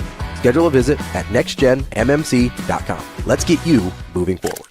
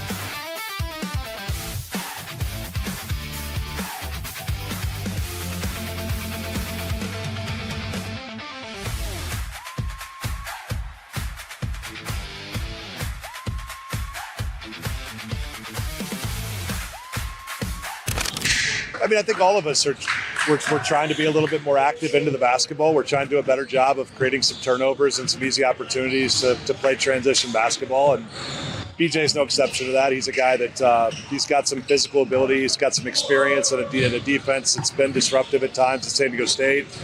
For him, I think it's just having the confidence to not let all the new setting, new systems, new teammates, trying not to let that paralyze him. And I think he's done a great job, especially the last couple of weeks, to really step into that space. I mean, I think that's why we have these 8 weeks, is to get to know each other, get to know the systems, get to know the university, get to know our teammates.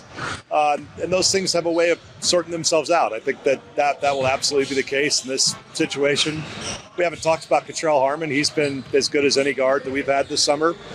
Just stepped right in seamlessly as a freshman. So we're going to have some nice positional battles, and that's the fun part as a coach, getting to sort those out.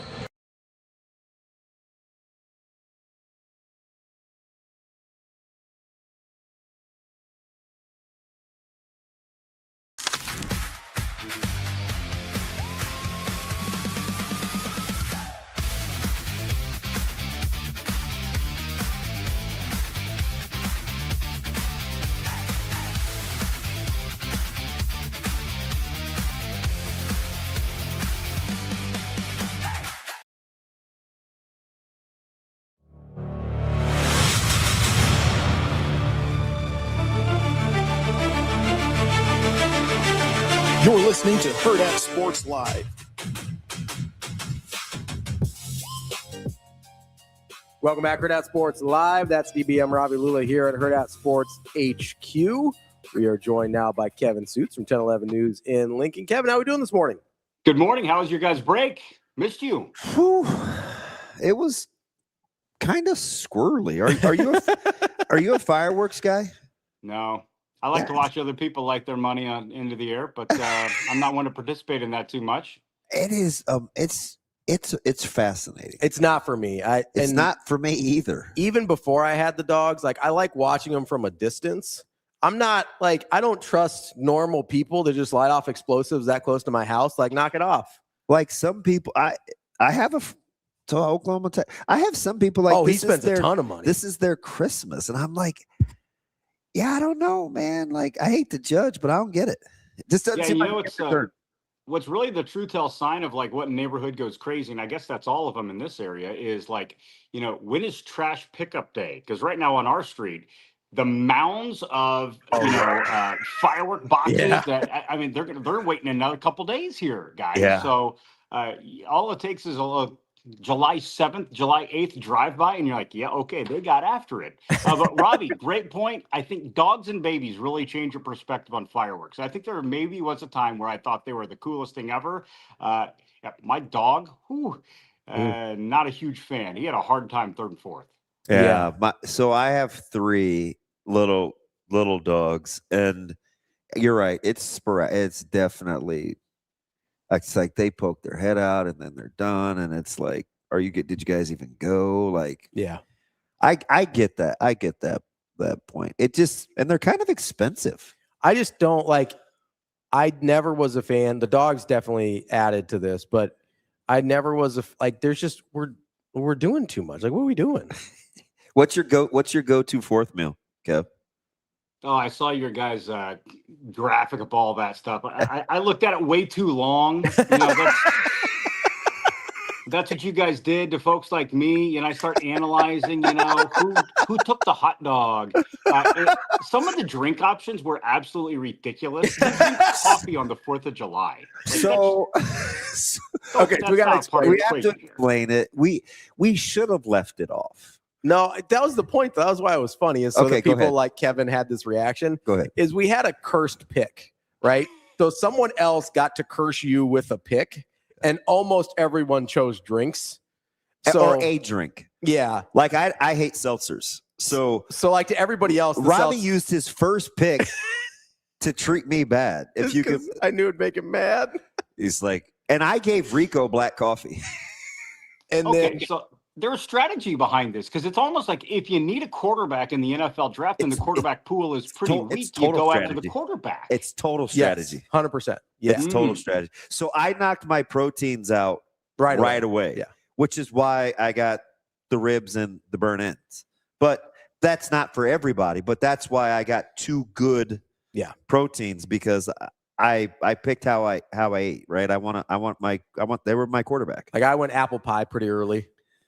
Yeah. Well, I'm an apple the pie. problem with the protein, DB, is there's too many good options. Yeah. You went ribs, burnt ends. That's good. You know, you got the best of the best. But how far behind is a hot dog and a hamburger? You know, like to answer your question, the go-to fourth food for me is probably a hot dog. I equate hot dogs to baseball, and I love watching baseball on the 4th of July. So, you know, if you give me first pick and I don't have to worry about anybody else trying to steal something from me, I'm just going to enjoy a hot dog on the 4th of July. I think it's pretty simple and it's pretty great. What's your side?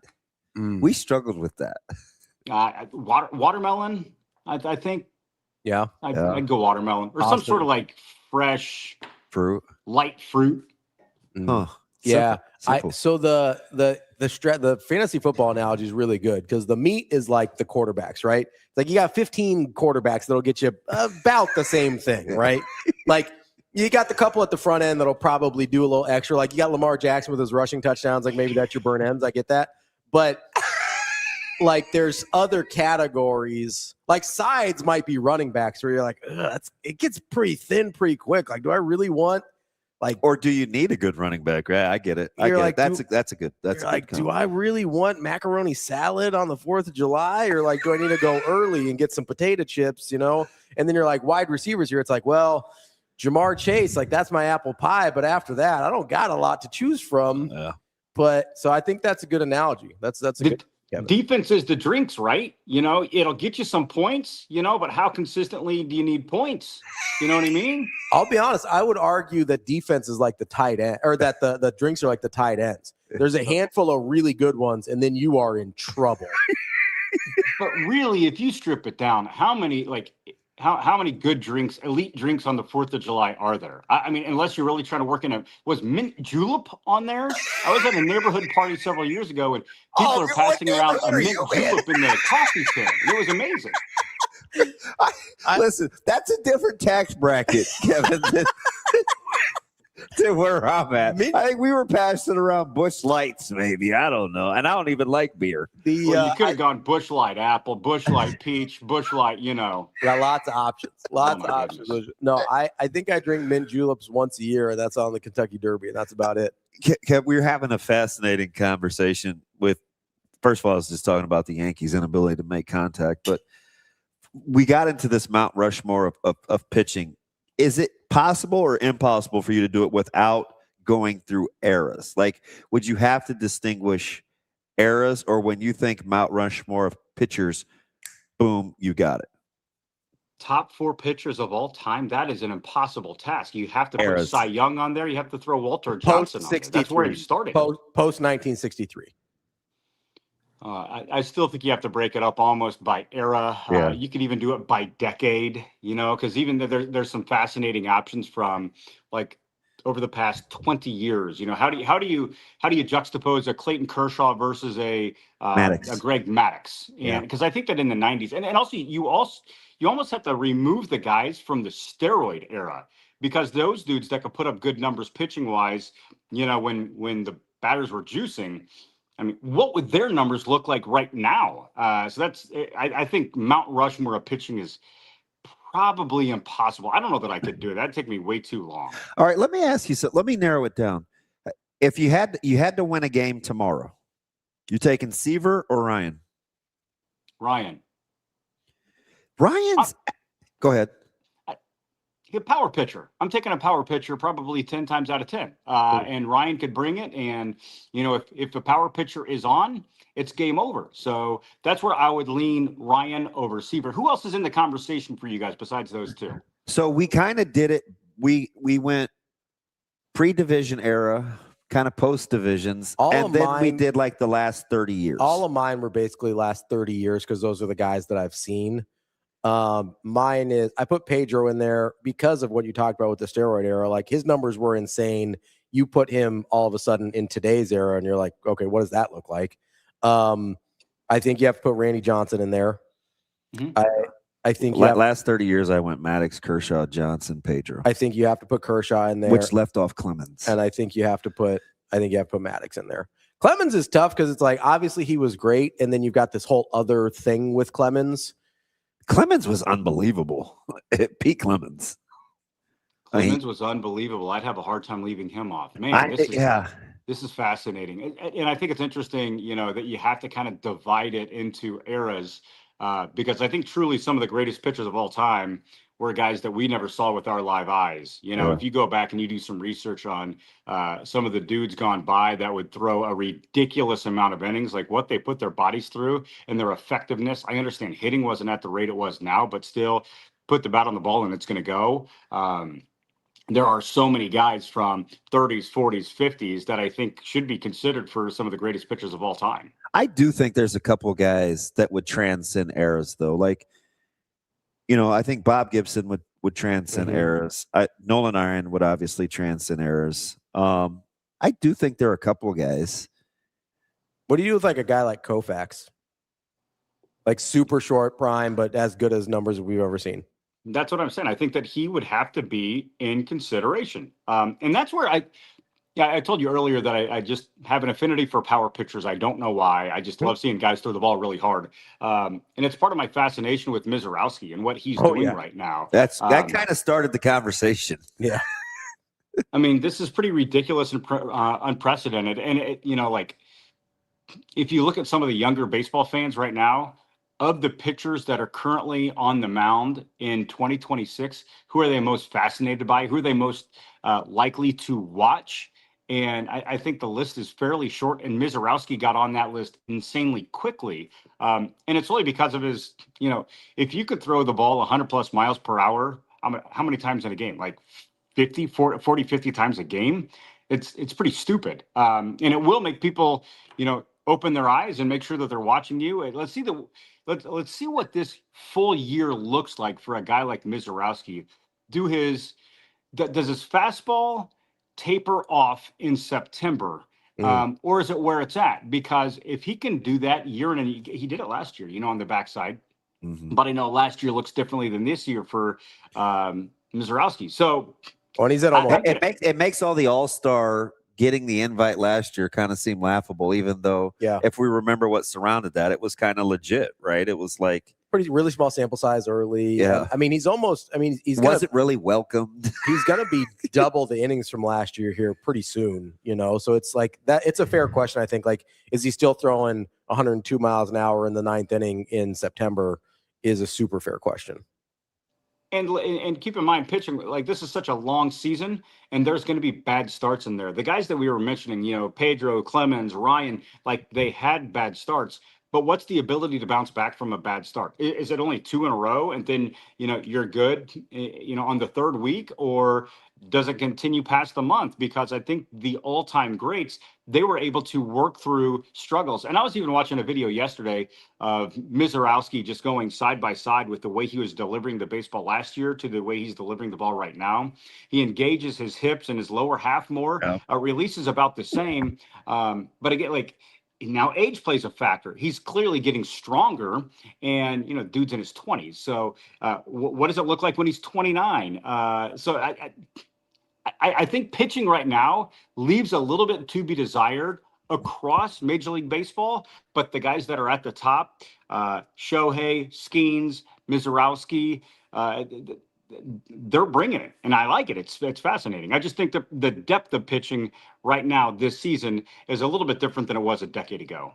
If you're starting a franchise tomorrow, who's running your organization? Are they from Tampa or are they from Milwaukee? No, I'm probably going Tampa. I mean, plus they just lurk in the weeds, right? Sometimes you pull up the standings and you want to see who has the best record in baseball, and then you'll go through and you'll think about the Dodgers and some of the Yankees, of course, high payroll teams. But then Tampa Bay having an incredible year, and they might have the front runner in the home run derby in Caminero, and he's so fun to watch too. So I think that the Rays' ability to assemble a team and identify talent that doesn't need a huge contract and a huge salary attached to it, it's pretty impressive. Well, they need a huge contract. They're just not going to get it from Tampa. They're going to go get it somewhere else. The Brewers have the second most wins in baseball, and they're 5 ahead of the next closest. So it's the Dodgers are at 60. The Brewers are at 58 wins. I get that, but if you're talking about starting a franchise tomorrow, I got to go with their front office. Listen, I think Milwaukee. I think those are the two right teams to choose from. Yeah, Tampa Bay's elite, but right? Tampa's track record is so much longer. But they draft better. Well, yeah, that's part of it, though. If I start a franchise, I want them to draft better. Yeah. Keep in mind the division in which the Rays play in, and the division in which the Brewers play in. I get it. That's a big point. That's a good point. Huge thing. So it's almost like football strength of schedule. You know, like that debate can go on and on and on about who are you putting on your schedule. Well, these guys don't really have a choice. It's done by the major leagues, and it's division based. So the Rays are getting the Red Sox and the Yankees, and the East Coast. The Blue Jays spend a ton of money, right? And then you got the Brewers. I'm not going to try to bash on the division that they're in, but it's not as good as everybody thought before the season began. Let me ask you something, Kevin. Because I'm fascinated by kind of this preseason, the takes, the magazines are out. I want to jump to college football here just for a second. And you may not have any, but if you do, I'm going to give you time to think about kind of a hot take or something that you feel like may happen throughout the course of college football season that we're not seeing coming. I have a couple. Number one, I think Houston makes a really, really, really strong run for the CFP. I think they can win the Big 12. I'm tempted. I'm really close.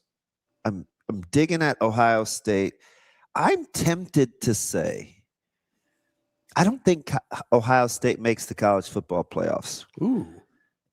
Crazy. You see it? You need more time to look at it. Like, do you have any kind of takes like that where you're thinking, this is coming from off the grid, but this is what I feel?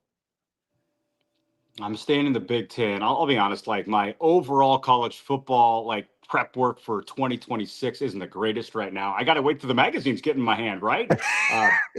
Yeah. Well. And plus, we're just trying to enjoy the summer because you use the dirty F word. Football. Fall. I should say fall. Sorry. We like to talk football, but this summer is very different. Anyway, it's July. My hot take for you guys. I don't think Indiana is going to be as good as they have been the last couple of years. Okay. I see a drop-off with the Hoosiers this year. And when a lot of folks look at Nebraska's schedule and they're instantly saying that's a loss for Nebraska when the Hoosiers visit Lincoln, I don't know that we should be so quick to do that. What's to say that, the next quarterback up is as good as Mendoza? I just don't know that I'm going to buy into that. And I'm not trying to shame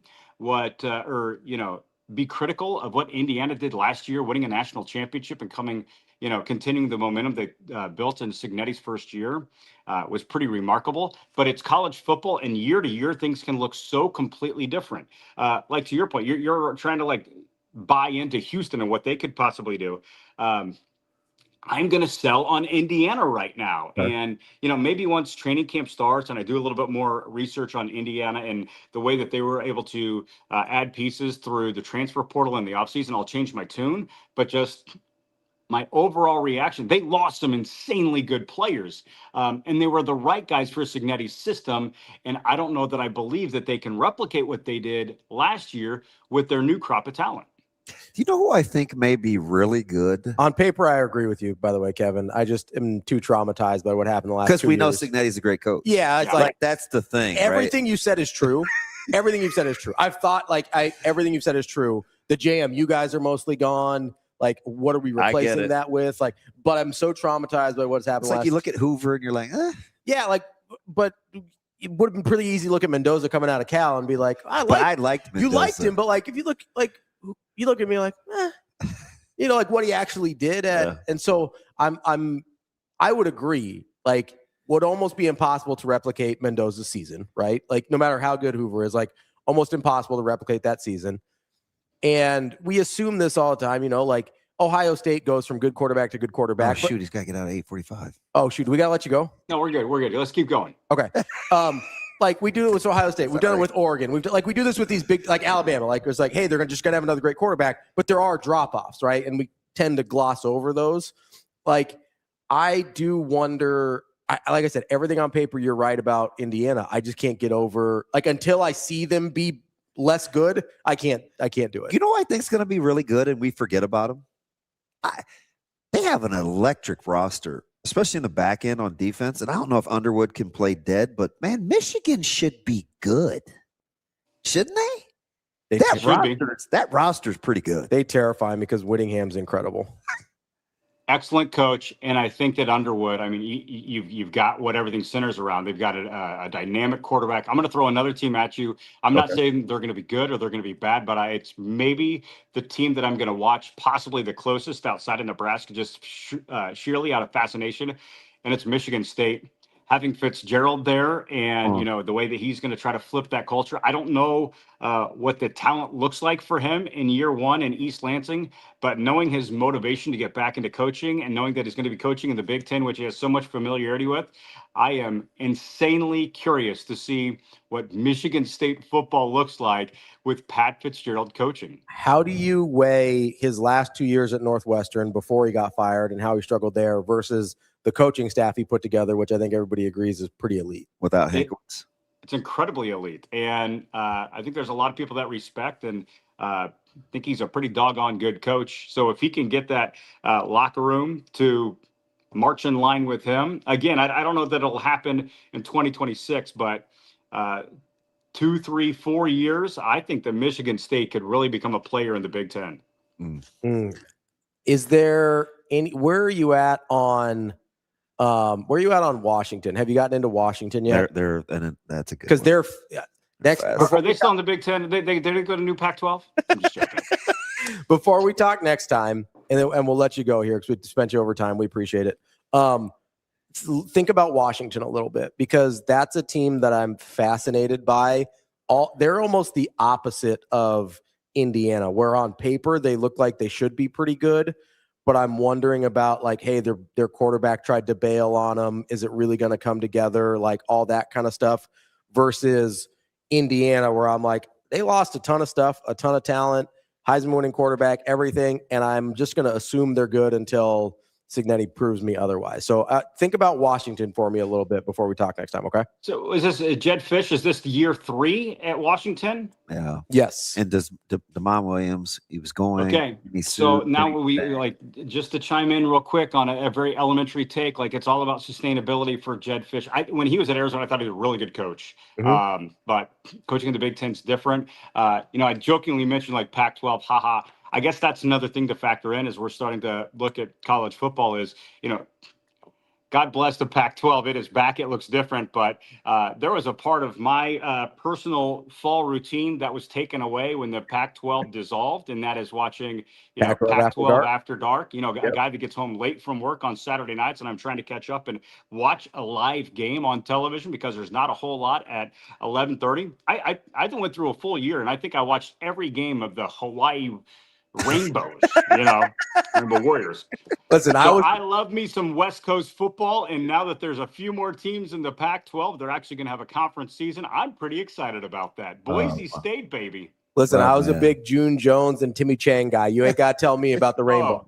If you love the video games, you've probably played a season or two with Timmy Chang as your quarterback because that dude just – the 5 wide sets and they just chuck it all around. It's amazing. Absolute legend. Kevin, we appreciate it as always. We'll talk again soon, okay? All right. Be well, boys. Thanks, Kev. That's Kevin Suits from 1011 News in Lincoln. We appreciate him giving us an extra couple minutes. Let's take a quick break here. We will be right back with more Hurrdat Sports Live right after this.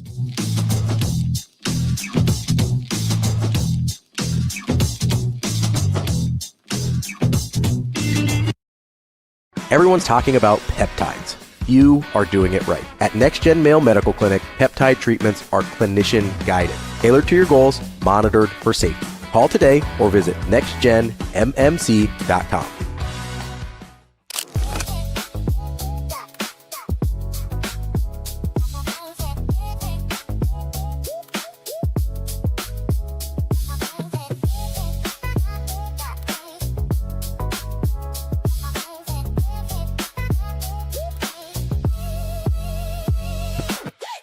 First few weeks have been pretty good. It's just a learning curve right now for me, new system. So I'm just buying into that right now. Well, defensively, they're both good defensive programs. They're just totally different, though. I'm saying the is more like guard your own and you have gap help. But this one is full rotations, and it's pretty good. We're going to be pretty good defensively as well. Offensively, it's just like a NBA environment. It's just a lot of space, so it's pretty good. Like their culture, honestly, they want to get better. They're heading in the right direction, so I want to help them get there. That's what stood out to me the most.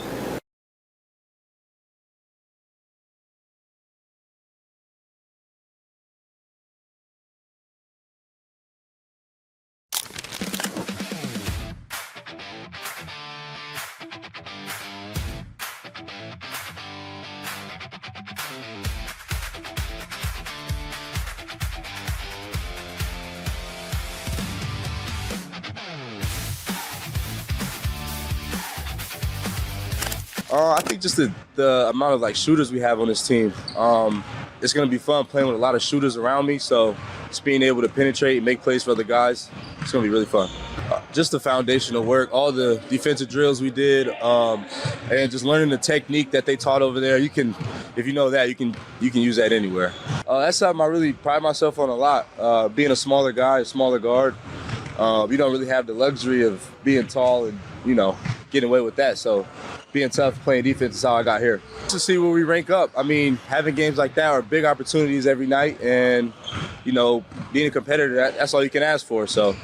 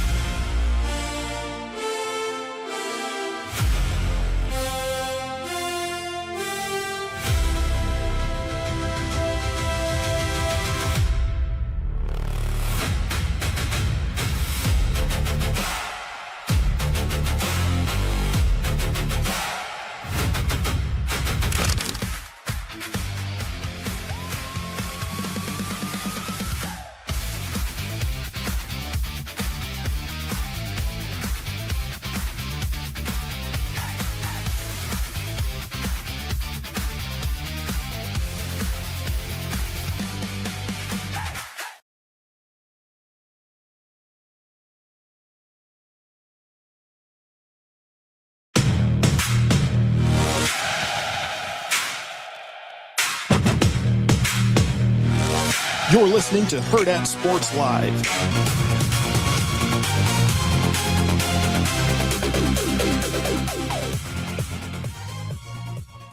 Welcome back. Hurrdat Sports Live, presented by Next Gen Mail Medical. That's DB. I'm Ravi Lulla here at Hurrdat Sports HQ, reminding you give our friends over at Next Gen a call, 402-614-9700. However you're feeling, however you want to be feeling, they can help you feel your best, whether it's losing a little bit of weight, whether it's recovering, maybe you're training somebody like DB, you got to stay quick on your feet. And I had no idea I was even going to be capable, Ravi. Feel a little younger than maybe the birth certificate would tell you. Next Gen's where it's at. They can help you out. DB's training kids and keeping up with them. I'm playing tennis 5 days a week and I'm hardly ever sore. Like it's the way to go. 100% facts. That's not hyperbole. Like that's all true. That's legit. Like there is no reason somebody my age should be able to play 10 hours of tennis a week and survive. I shouldn't be doing one-legged plyometrics and stadium steps. Yeah, that's crazy. Like I was terrified. Yeah. I was like, "Ooh, I hope I feel better." No, I was next cool. day, good to go. I was cool. I'd rather spar. Like I'd rather probably go do something at Like the plyo and my conditioning guy's gym, sucks. but the plyo, that stuff is tough. Yeah, it's hard on you. And those guys, and they're fantastic. They're going to treat you well. Yeah, like that's probably the best part. The best part, yeah, for me is it's super hands on, and the tutelage. I just feel better. Even little things like, well, they help you out. It's not babies. I know what you're getting at. Some of us need a little more help. I'm not that special. I'm not. I mean, even just upping my just ounces of water, like going from. I'm just talking like another 16 ounces. Yeah. Right? That's one of the things I appreciate is they'll help you dial in how you're feeling, even if it's not something they can provide for you, right? They'll be like, hey, like try and like obviously, everyone's like, hey, you should get more sleep. But it's like, hey, if you get like a half hour more sleep, like you might feel a lot better. It doesn't have to be, you don't have to go from 4 hours to 8 hours, right? Like get like 4.5, 5, we might be in the neighborhood, or get, 6, one more glass of water. Give me 3. Dude, I don't know how you operate. I don't know. This next gen's helping me out. I know that. 402-614-9700. Any hot takes? I think Michigan State's going to be bad. Do you? I do. I think year one, Michigan State's going to be bad. I think he put together a good coaching staff, so he'll get it figured out eventually. I think we got a couple years. They did not bring in a lot of talent. You guys, this is going to sound really, really stupid. Yeah. Because it is. Ravi fixed my phone. It's not that he figured out how to uninstall the app. He went in like through the hard drive, which is fine. You normally can just click on the app and click uninstall. Yeah. But it brought my exact home screen back. That's the key. Like, that's clutch. I need to know where my buttons are. It was very... I'm better, man. When you've got something that changes the like setup of your home screen, it's a nightmare. Yeah, it made me not even want to use my phone. I couldn't find anything, and I'd have to scroll through every single one. Like if I want something on my like my first home screen, because you can like scroll through them, right? Yeah. I have to like rearrange the whole they're thing. arranged. They're specific. Because like I know. So I've got I've got tennis on my phone right now, but I've got like my specific apps, right? So if I want to check my blood sugar, it's always in the same spot. Yeah. So if anything moves, you know where to go. That one has to be there, right? Or like I've got the temp control for my house, like that one's always bottom left. Like I have to go right there. Like that's. I wonder if I could set mine up. Mine's on the same thing. Yeah, you've got one of the things. I'm sure you can. You just got to download the app. But yeah, like everything's in a specific place on that first screen. And if I have to put something else on, I got to go through like a whole process of getting it figured out. So, you know who we haven't heard from this morning? Who? Is TK? Did he have to go to work early? No, he's on vacation. He was in early, and then he's like, I got to get back to the mountains. He's in Colorado, I think. That's why he was stopping by Kobe's neck of the woods. God, did he take the scenic route? He went to Sydney. He asked for some recommendations. Yeah, usually you can go the south route, right? Yeah, why to get to Colorado? Maybe he has people he wanted to see. Maybe he's in Wyoming, not Colorado. That would make more sense. Because Wyoming's north, right? So maybe he's Wyoming. He said mountains. I assumed Colorado, but I could be wrong. Austin, are there mountains in Wyoming? Yes. The Medicine Valley mountain range, and then, all that good stuff that comes up through there. Okay. Thank you, Austin, my resident. He's our resident Western or mountain time range expert. Yeah. I love that. That's a good way to put it. Yeah, he's our Mountain West expert. We're not gonna have you all consumed with tennis, though. Are we doing good. that right now? I'm good. They haven't even started yet. We got some time. How are they? It was supposed to be the ladies' match before them went long, so they're going to be delayed a little bit. It was supposed to be 8:30. They probably won't go on for another 20 minutes. Does Noskova win? I believe so. Let me check here. I wasn't watching earlier. Give me the women's singles. Kostyuk and Noskova won. Yep. Okay. So yeah. How about all the upsets, dude? It's been kind of a crazy. Were you disappointed in Serena having to withdraw? That's a trick knee. Yeah, I mean, I was bummed, but I wasn't surprised. Like, I mean, it's her first. And Grass is like I couldn't believe she picked Wimbledon. Grass. I mean, I get it because of the presence of the place. Yeah, but Grass is so hard. Like she'll be, if she decides to stick with the comeback, she'll be much better at the U.S. Open. Like if I were her, I would probably play Cincinnati, and that's her jam too. Yeah. So like U.S. That's where she retired last time, right? So if I were her, I'd play Cincinnati and I'd play the U.S. Open. The hard courts are going to be way, way easier on her. So, Rafa, we can get off tennis here in a second, but like Nadal said this because Nadal had bad knees for years. Grass was his hardest surface to play because of how unsure your footing is.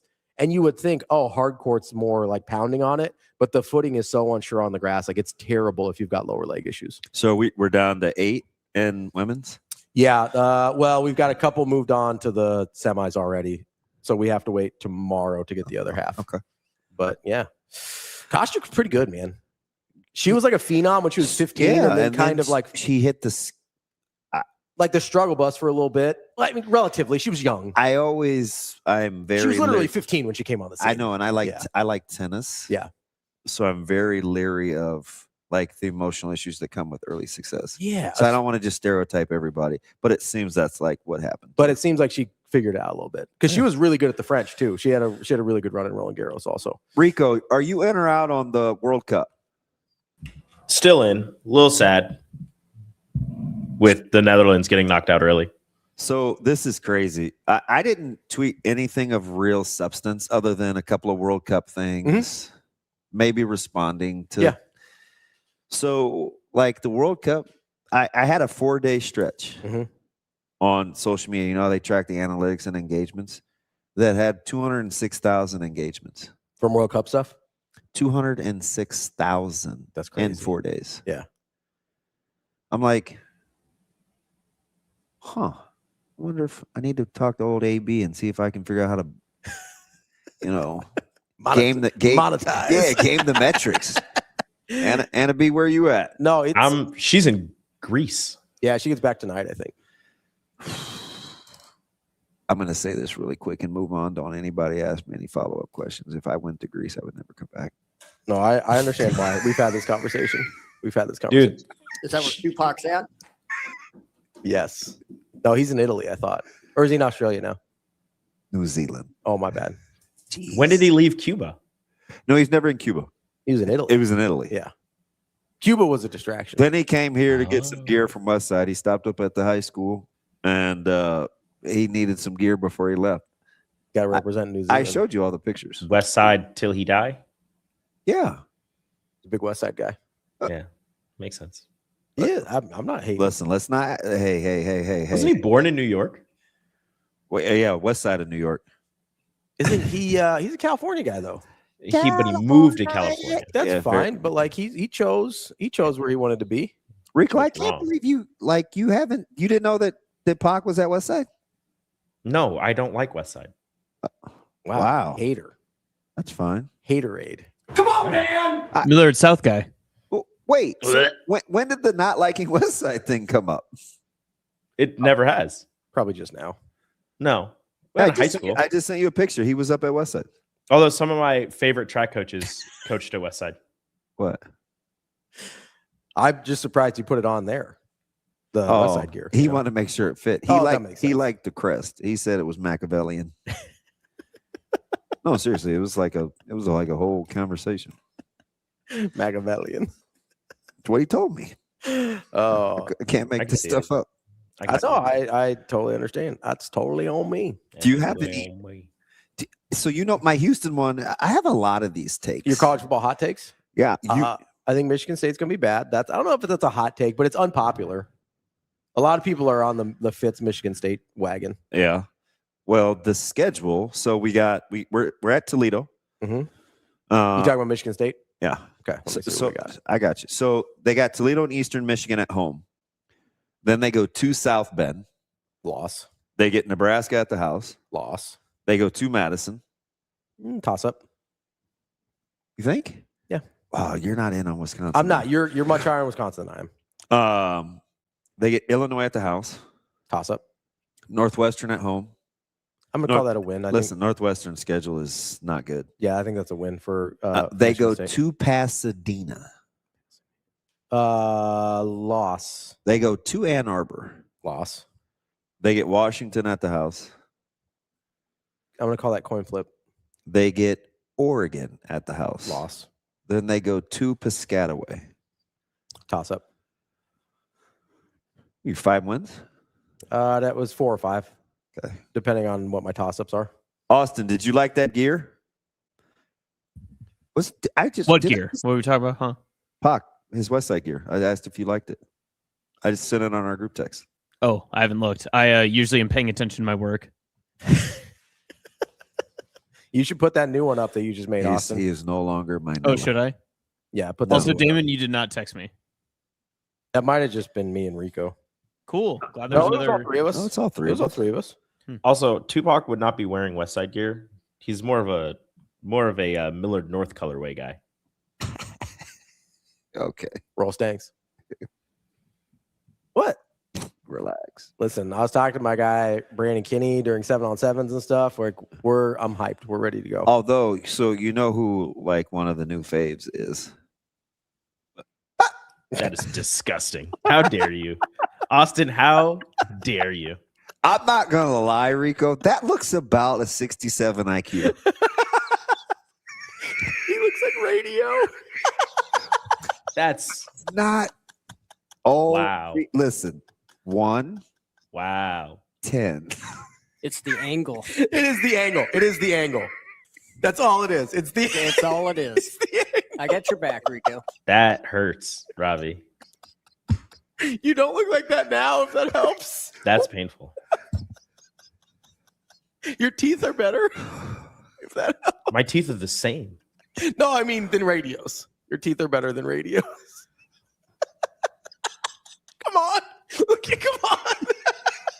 It's not the same. Who's pulling that up that fast? It's Austin. He's got a folder labeled black people. He's got a folder labeled black people on his computer. Hey, for the podcast listeners, could someone describe what's going on? How are you two even friends? That's just wrong. You know, usually it's better than this, but I think the week off he needed to get some of his. Look, I started it, but I was trying to move on because low IQ could just mean he's not old enough yet, and he's a kid. I didn't even think about it. I was like, oh my god, it's radio. Austin is showing some heavy Nilla tendencies right now. Awful.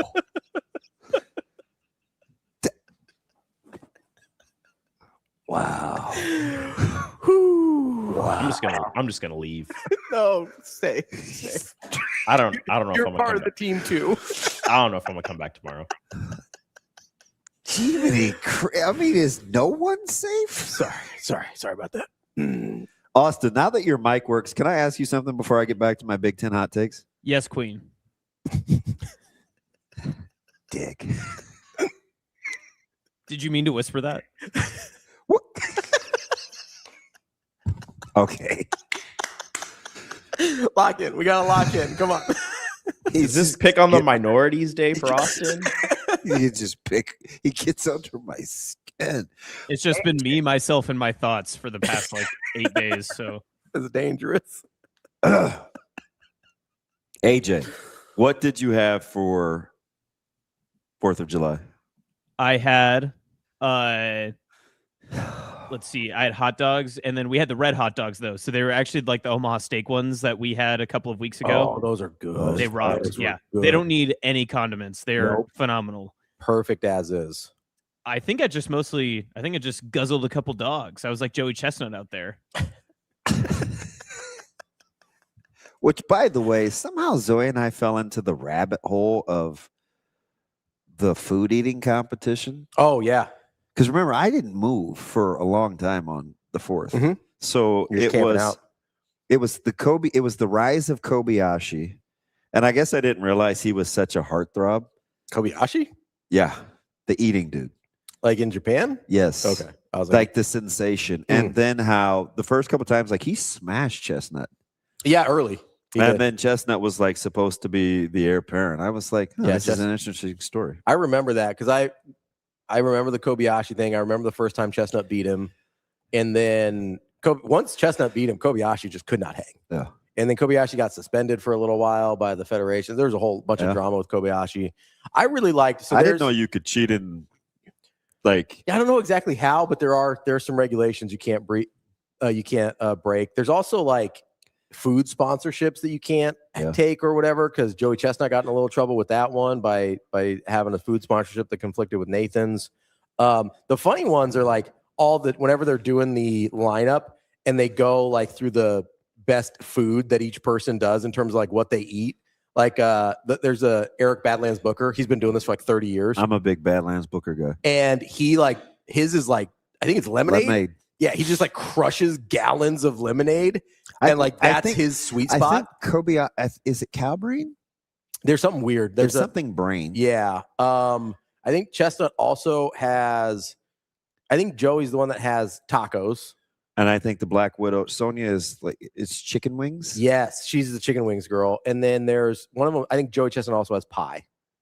There's a certain pie eating contest that he's got. I don't remember if it's blueberry. I think it's blueberry. Well, I mean, if you're gonna eat pie, that'd be the way to go. But yeah, it's always funny to me where it's like you've got all these like really like niche different categories of food eating, and like some are better than others. There was Amazing one, Daniel. That's not his real gravesite. Yeah, well, that's just like a memorial. Yeah, isn't there a lady from Omaha that goes around doing like food challenges at different restaurants around the country? She's not like a competitive eater in the sense of like the timed events. It's can she eat these big, massive meals? She's like a food challenge person, not a competitive eater, which I do think there is a distinction there. But yeah, she's like the best in the country basically at it. What was your drink of choice, AJ? I stuck strictly to water this weekend because I was I'm trying to get ready for my engagement photos, so got to limit the calories. Okay, Rico, what'd you go with? I never asked you because your mic wasn't on. Mountain Dew. No, for the 4th of July. Food. Cheeseburgers. A lot of burgers. A lot of just different meats, really. We sound the same. I had cheeseburgers and Mountain Dew. He said we don't sound the same. He said we sound. What are you talking about? We're talking the same thing here. Nope. Were you guys at the same pineapple party? Shane, sometimes you just got to not say things to set Austin up. It was a hot party. Stop.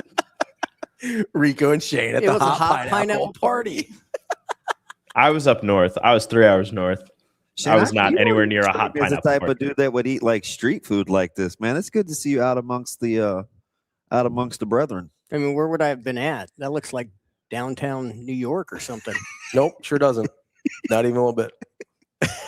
Well, where would that be at? Where would that be here?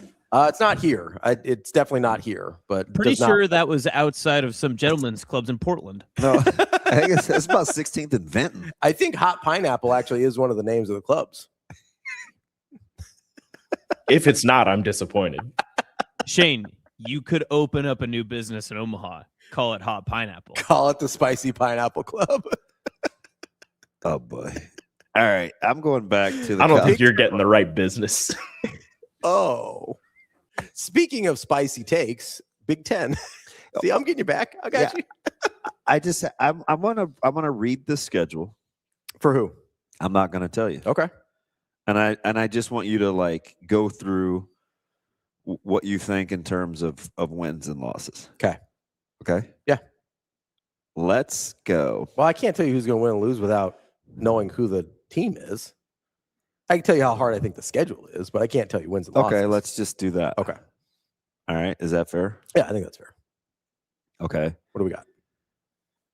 So at Wisconsin. Coin flip. Home against Rice. Okay. Home against Michigan State. Okay. At Purdue. Okay. At North Carolina. Okay. Home against Stanford. Okay. At BYU.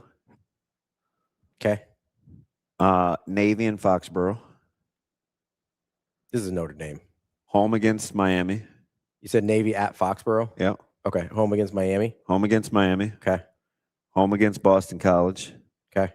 Home against SMU. Okay. At Syracuse. Okay. Where are the losses? Miami. At home? I mean, I think Miami's could be pretty good. I don't know what to make of Miami yet, but I think it's a potential loss. Okay. There was one earlier. At Purdue, at North Carolina, at BYU. At BYU. I put at North Carolina as a potentially tricky game. I put Navy in Foxborough as a potentially tricky game. And then there was one more. I put it as a potentially tricky game. I think you had 2 potential losses and then 3 potentially tricky games. Hot take or not that Notre Dame goes undefeated? I would bet against most people going undefeated, but I don't think it's a hot take. Like it would not surprise me if that's a 1-loss team. So like that, I can't say undefeated is a crazy hot take. I think Notre Dame's really good this year too. I mean, if CJ Carr is who everybody wants me to believe he is, then that's definitely on the table. Let me give you another schedule. I love Marcus Freeman though too, so I'm not going to fight you on that. Because this team gets a ton of run in the postseason or in the offseason. Okay. So again, it's hard because I'm not going to give you the team. You ready? Okay. At Tulsa. Okay. Home against Oregon. Okay. Murray State at home. Okay. At West Virginia. Okay. UCF at home. Okay. At Houston. Okay. Home against Colorado. Okay. At Iowa State. I don't know what to do with Iowa State this year, but okay. At K-State. Okay. Home against Texas Tech. Okay. At Arizona State. I don't know what to do with Arizona State this year either, but okay. Home against Kansas. Is that Oklahoma State? It is Oklahoma State. Oklahoma State's interesting because hot take or not that Okie State wins 8 games. I do not think that's a hot take. I don't think that's a hot take. I think you're only at Oregon is the only one where I'm like, yeah, you're definitely losing. It's at Oregon, right? Did I get that right? Yeah. Yeah. At Oregon's the only one where I'm like, you're definitely losing. Texas Tech all of a sudden becomes way in play. I have no idea what to do with Texas Tech now. Not just because of the actual presence of Brendan Sorsby, but they've had as strange of an offseason as anybody. Yep. If I'm gonna ding Washington for being and there are stretches where Saturdays on the field look like they're a little bit of a problem. Like not a lot of cohesion. Offensively, they really struggled for stretches. They lose their 2 best defenders from last year. Like I don't know what to do with Texas Tech at all. So like maybe they'll end up being really good, maybe they won't. But if I think Washington had a weird offseason, Texas Tech had that tenfold, right? Yeah. So the only team I look at on that schedule and say definitely a loss is Oregon.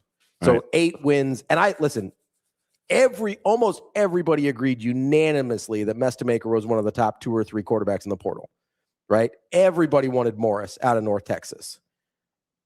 I think they did good. I think they made good hires. I think you might get a mini, not the full Indiana experience, but like a mini Indiana experience of bringing a bunch of the North Texas guys that knew how to win. You bring in the right quarterback. And I'll be honest, Mestamaker, I think, is better than Rourke was year 1. I don't know that that's a big stretch. That's a very, I think 8 wins is definitely, and listen, the Big 12 is not scary. Okay. There's a reason they only got $20 million a year from Monster to have naming rights of the conference. $20 million a year. It's because there's no premier teams and there's no premier brands in that conference anymore. I think this D-line is elite. Okay. I think defensively they're going to be really good again. Okay. Ready? Yeah. Home against UTEP. Okay. At Michigan. Okay. Home against New Mexico. New Mexico might be tricky, but yes. Okay, go ahead. At Georgia. Okay. Neutral site game against Texas. Jeez. Okay. Home against Kentucky. Okay. At Stark Vegas, which everybody loves their quarterback. Who did they get? Mississippi, Kylon. Mississippi State. Yeah. Home against South Carolina. Okay. They go to the Swamp. Okay. Ole Miss at home. Don't know what to do with Ole Miss this year, but okay. A&M at home. Okay. At Missouri. Hot take or not, Oklahoma plays for an SEC championship. I do think that's a hot take. Now, if Mateer is who everybody thought he was last year, which second year in the program, I think the chances are much better for him, having seen that level of competition and had some level of success. Although he did struggle the way I thought he would. I agree, Corey. And he struggled with his health the way I thought he would. For all the people, like, I get that I missed some. Read that. What Corey said. The reason I think this exercise is fun because it's different than if I just ask you the question. The issue with Oklahoma for me is that stretch early is pretty rough. Georgia, Texas, and then there was one more that I don't remember off the top of my head. That stretch early is pretty rough. The other part of it is I need to, like, Mateer's going to have to make a jump. Mm-hmm. Like, he's going to have to make a. So you're talking about the Mateer before he hurt his hand that everybody was like Heisman hopeful. Yeah. And you need that all year, and you need that healthy all year. And I don't know if that's like that. I think that's a pretty big variable in their season. I really do. Okay. Their defense, I think, is going to be really good. That's kind of what I mean. If Venables can't put a defense together, then what's he doing there? How many losses on this schedule? Okay. Home against Ball State. Okay. At Texas. Home against Kent State. Okay. Home against Illinois. Okay. At Iowa. Home against Maryland. At Indiana. Get a bye at USC. Home against Oregon. Home against Northwestern. At Nebraska. Home against Michigan. How many? Oof. How many losses on that schedule? Mm-hmm. I think you could be looking at 4.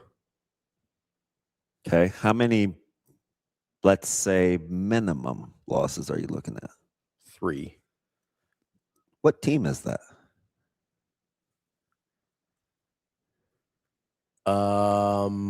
We said Michigan.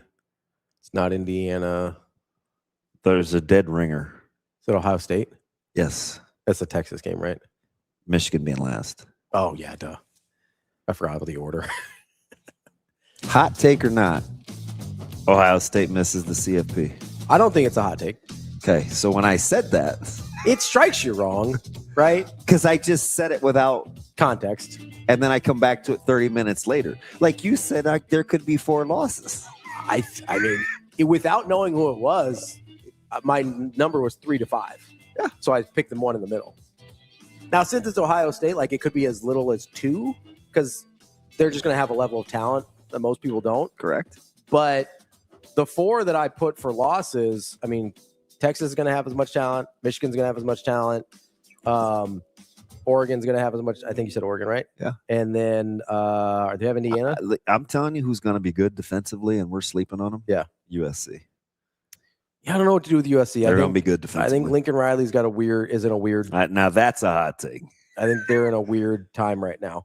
We'll be right back. We're going to start previewing Ohio Bobcats, Nebraska's first game of the season. That's DBM Ravi Lulla. We'll be right back with more Hurrdat Sports Live.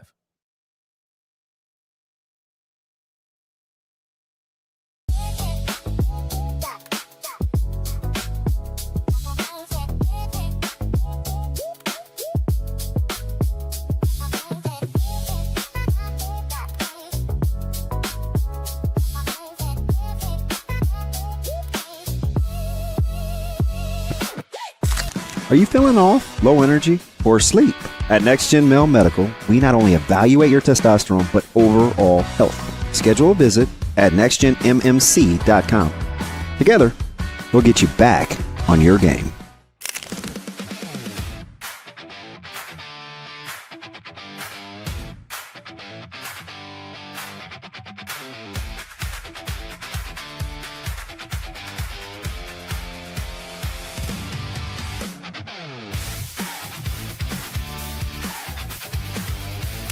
What I've seen from Taj is really he did a great job making simple plays and finding shooters. He got Sam moving 3 or 4 wide open shots today.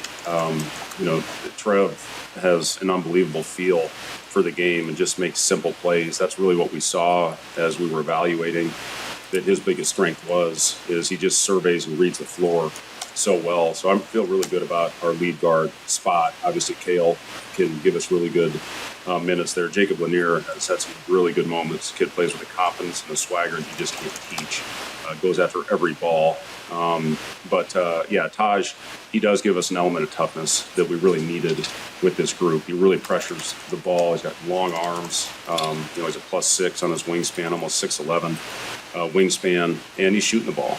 He's done a good job, put a lot of work in to extra work and development as far as working on his shot and getting him more. He shot a solid percentage last year, but he wasn't a high volume guy. So just really trying to get him comfortable with shooting those shots. But, I love his mentality. I love his toughness. And, he's going to be a good one for us.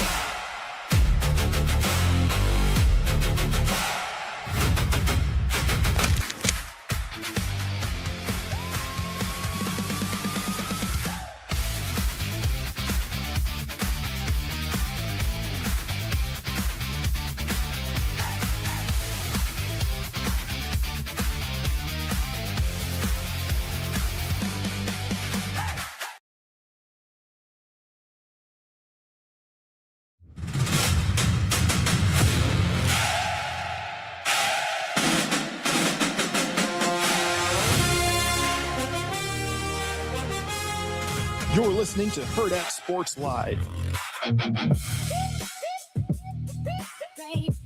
Welcome back, Hurrdat Sports Live. That's DB. I'm Ravi Lulla here at Hurrdat Sports HQ. We are joined now by the voice of the Ohio Bobcats, Marty Bannister, as we start to preview Nebraska's opponents this season. Marty, how are you doing this morning? I'm doing well, guys. Good to be with you today. Oh, sound fantastic. Good morning. Good morning. I love all the radio voices, right? Because they always have great. They always sound great coming over. I the just air do for color. us. He does the play-by-play. I've been fooling people for about 30 years now with this voice, so it works. Marty, let's dive right in here because the offense was really good last year. Going to have a lot of new faces this year. How do you even start to evaluate a unit like that where you just have so much turnover? Well, that's the really big question mark about this football team. I don't think there's any doubt about it, is that side of the football. There are some starters coming back defensively, but when you lose a guy at quarterback like Parker Navarro, who was a 2-year starter, conference player of the year, and did so many things so very well for this football team, that's the big concern. How do you replace it? And that's where it starts, guys. It starts right there for this team. In the spring, it was kind of a 4-person battle for the quarterback spot.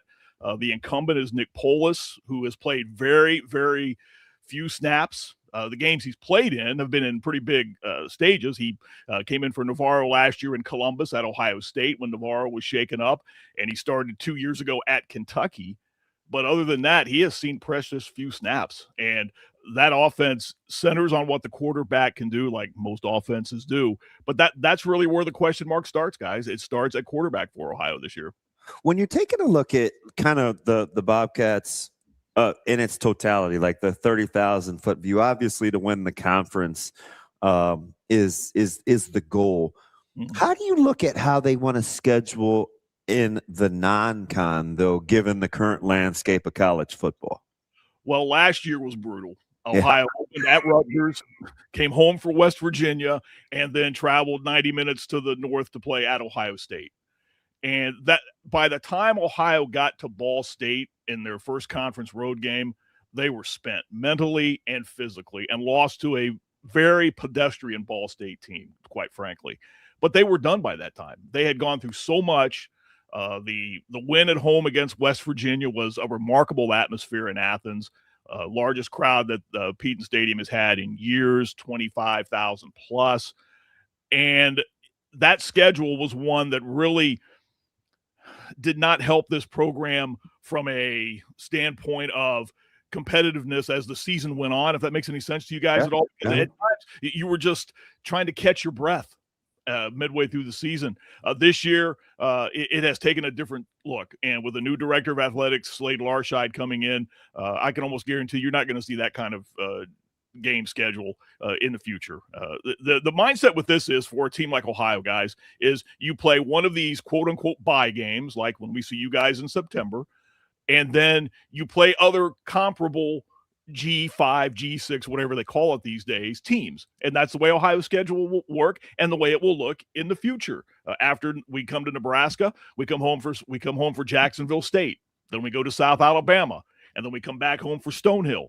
That's the way you need to schedule in the Mid-American Conference. Well, how did it go over? And obviously maybe last year it makes it easy with the offensive success and kind of the promise, but hiring internally, like, you got John, he's on staff. I think he got there 22. So Slade promotes from within. What was the initial feeling? Whatever that was in December. What was the initial feeling on the announcement with the fan base? It was a home run hire. Is the way the fan base has reacted. I've had the fortune to know John Hauser. Oh, goodness.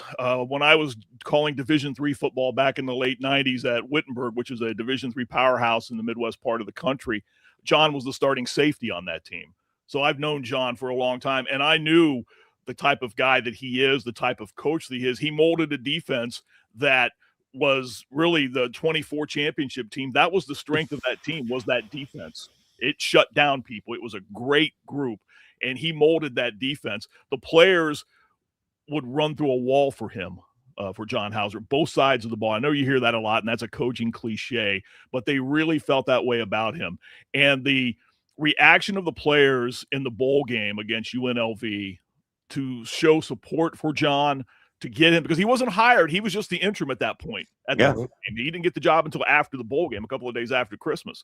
So their support for him and their ability to rally around him, I think, convinced Slade Larscheid he's the guy for the job. Yeah, see, the backstory, obviously, Coach Solich was my running backs coach. I have a tremendous relationship with him. Mm-hmm. Really followed Ohio. I mean, Tim replaced him right after Coach left. So I wondered what the feeling was from, or Coach Alban, I should say. I got to stop with the first names. Going internally, there's always kind of this sentiment amongst the fan base. It's like, oh, we went to the well once. Like, what do we do? I was curious to get a feel on how the fans felt about it. That's a great question. It really is, because, I mean, think about it, guys. Ohio's on their third head coach in 3 years now. Yeah, because it was Coach Alban, and then it's Coach Smith. Brian Smith. In the middle. Yeah. Brian Smith, and now John Hauser. But the continuity that this program has sustained, and that goes back to Frank Solich, it goes to Tim Alban. Ohio's won 40 or more games in the last 4 years. They've won 7 straight bowl games. There's only one other school that's done that, and that's Minnesota. That's won 7 straight bowl games. And Ohio did that again last year by beating UNLV out in the Frisco Bowl. So they wanted that continuity. John knows Ohio high school football, as you guys well know. It's maybe the best in the country, Ohio high school football. The coaches in this state love John Hauser. They've known him for years. So for Slade Larscheid, that made the decision very, very easy, knowing John's respect and the way the program felt about him and the way the entire community feels about him. Marty, as you're looking at the actual players, obviously we talked about the offense with all they're replacing. Who are some of the newcomers that you're hearing good things about so far for Ohio? How much time do you have? I mean, we got as much time as you want. The floor is yours. We're not as bad as, say, the West Virginia game last year when they came to Athens. They had 82 new players on their roster from the year before with the transfer portal. So Ohio didn't go that deep, but they do have a lot of new names. I'll throw some at you. I mentioned Nick Polis, a quarterback, a moment ago, but there are 3 guys that are making him work very hard for this starting job. Levi Davis, who guided Olentangy Orange in Ohio to the Division I state championship. Career, he threw 94 touchdown passes and ran for over 3,000 yards. He's that run-pass threat that Parker Navarro was, with a little better arm. Matt Vezza is a transfer from New Hampshire who last year only threw for 2,600 yards and 19 touchdowns, ran for over 600 yards. Again, in that run-pass mold that offensive coordinator Scott Isfording likes to use. Get your quarterback mobile, get him out of the pocket, let him do things. And there's a freshman who didn't see any snaps last year and has one of the really great all-time names in football this year, Hype Grand. Remember you remember that name just because of the name itself, but he's pushing for playing time. They're going to have to find a way to get that guy on the field when we get into the season. It may not be may not be early on, but at some point you're going to see him play. He's going to get snaps. So those are the guys at the quarterback spot. Running back right now, Ohio was fortunate. Duncan Brune, who tag teamed the running back spot last year with C.A. Bangura, went into the transfer portal for about 3 weeks, thought better of it, came back and will return. He ran for over 600 yards last year and scored 8 touchdowns. And again, there's a transfer from a portal player, Vic Rosa from Connecticut, who has had injury problems, but in 2023 he ran for over 550 yards, ran for over 585 yards in 24, scored 8 touchdowns. And another freshman, Irving Brown. They call him Swervin' Irvin because of his ability on the field to make people miss. And another freshman, Michael Taylor, who was one of Ohio's top running backs in high school football in 2024. So those are some of the skill guys right now. And then you go to the wideout spot, and Ohio really won in the transfer portal there. Preston Bowman is a kid who went to Kentucky initially, didn't get very many snaps, transfers to Ohio. He's going to be one of the main targets with Riley Neer, Dom Dorward, and Max Rudard, who's coming back from an injury. So there are guys who have got snaps at Ohio and at other places, which I think it may take this offense a couple of weeks to kind of find itself. Yeah. But there are parts there. I don't think there's any question about that. Yeah, the running backfield, the backfield, the splitting of the time, because Bangura was a good one. I mean, he 1,400, I think. He had almost 6 yards a carry last year, and you're getting snaps in the backfield. Is there that type? I'm always looking at like the duality, right? If you can, the run pass option of the quarterback, but that's good. But a good running back is great with the quarterback RP, the run pass option. Like, is there that type of talent when you're looking at the running back spot? I don't know yet that we know that answer to that question. Duncan Brune, yes. And one of the things that C.A. Bangura told me a number of times last year, Bangura, when he was originally at Ohio in 22 and 23, then transferred to Minnesota and carried the ball 4 times for P.J. Fleck. And then transferred back to Ohio and had the year you talked about. But he said having Duncan Brune with him in the backfield kept him fresh. So late in games, his legs were still raring to go. And that's why his numbers were what they were and why Brune's numbers were what they were. I think they're hoping that Vic Rosa and the other two I mentioned, Irving Brown and Michael Taylor, can kind of be those guys just to keep everybody fresh, because I think there are plenty of snaps to go around. But I don't think there's any question right now. Duncan Brune is your go-to guy at the running back spot. When you're looking at potential differences between Brian Smith, I know he was only there for a year, versus Hauser taking over, do you expect it? You know, we talked about the continuity. Do you expect it to mostly be the same, or do you expect some tweaks here and there in terms of what Ohio wants to do on both sides of the ball? Well, I think certainly John's background is defense. Mm-hmm. He brought in Kurt Maddox, who was with Ohio under Tim Albin, and went with Albin to Charlotte, and then came back to be John's defensive coordinator. John, as I said, I think is a very good defensive coordinator. And so from the head coaching side of things, he's turning it over to Maddox. And Kurt has already said he has obviously some different things he wants to do defensively right now. But this defense has always been an aggressive, in-your-face, punch-you-in-the-mouth type style that John brought with him from his prior stops. I don't think that's going to change at all. In fact, I think Kurt Maddox is even more emphasizing that. This is a team that would punish people along the offensive line which you have to do these days because of the way you mentioned RPO a moment ago. You got to win the line of scrimmage now. I mean, I know that sounds cliche-ish to say, but if you don't do that, you're in all kinds of trouble. And Ohio has been able to do that in the past, and I don't see that changing at all. Let me ask you something. This is topically with the MAC. I've had a ton of buddies that have coached in the MAC. We follow the conference pretty close. The Sac State story is fascinating to me, how they wanted to fast track and, they land in the MAC. It cost them $30 million. The traveling is going to be interesting. When you look at the MAC conference as a whole, kind of what's your 30,000-foot view of what you want or what you think this conference can be? Did they embrace Sac State, or they just take the money? The answer to that is yes. But here's the thing about the money. Everybody, and that's a great point to bring up. Make no mistake about it. But when you really start to analyze it, $18 million, this may sound silly to say, but it doesn't really go very far. It's not a great amount of money in the overall scheme of things if you're looking at college football these days as far as money's concerned. But still, $18 million you don't say no to in any way, shape, or form. Plus the fact that Sacramento State is paying everybody's way. Think about this, guys. Sacramento State, every game they play in the league is basically a road game from a financial standpoint. Because they're paying for everybody to fly out there, and then they have to pay to fly to Ypsilanti and Amherst, Massachusetts. How about that trip? They have to play at UMass this year.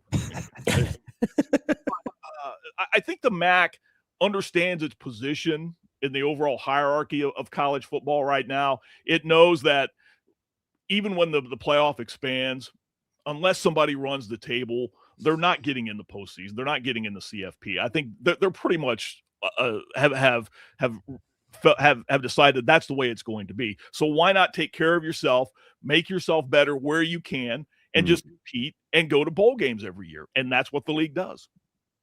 Marty, you mentioned kind of expectations and knowing where the league is at. Where does Ohio's mindset fit in terms of, obviously they had a great run under Coach Solich, and Tim Albin got a field named, picked that up and carried it and had a really high level of success.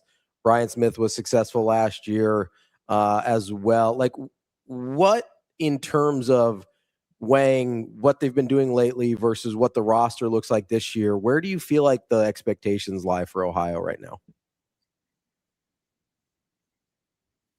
Well, I think number one, with the non-conference schedule being much more maybe not easier to navigate, but I'll say that it is easier to navigate.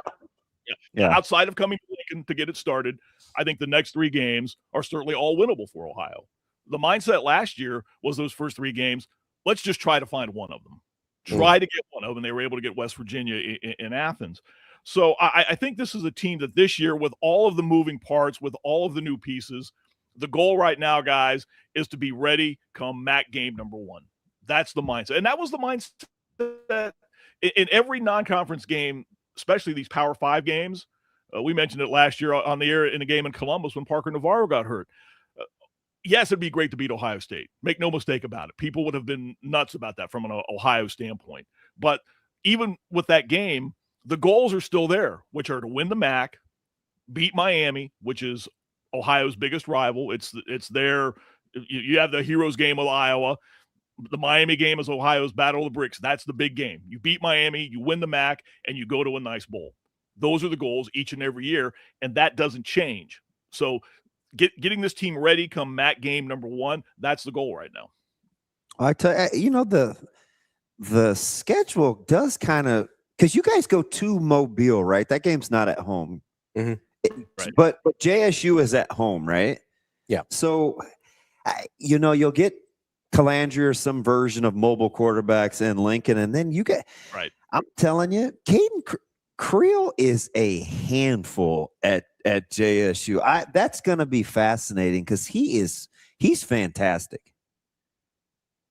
Yeah, that's a very good program. And Ohio played them 2 years ago in the Staff DNA Cure Bowl in Orlando.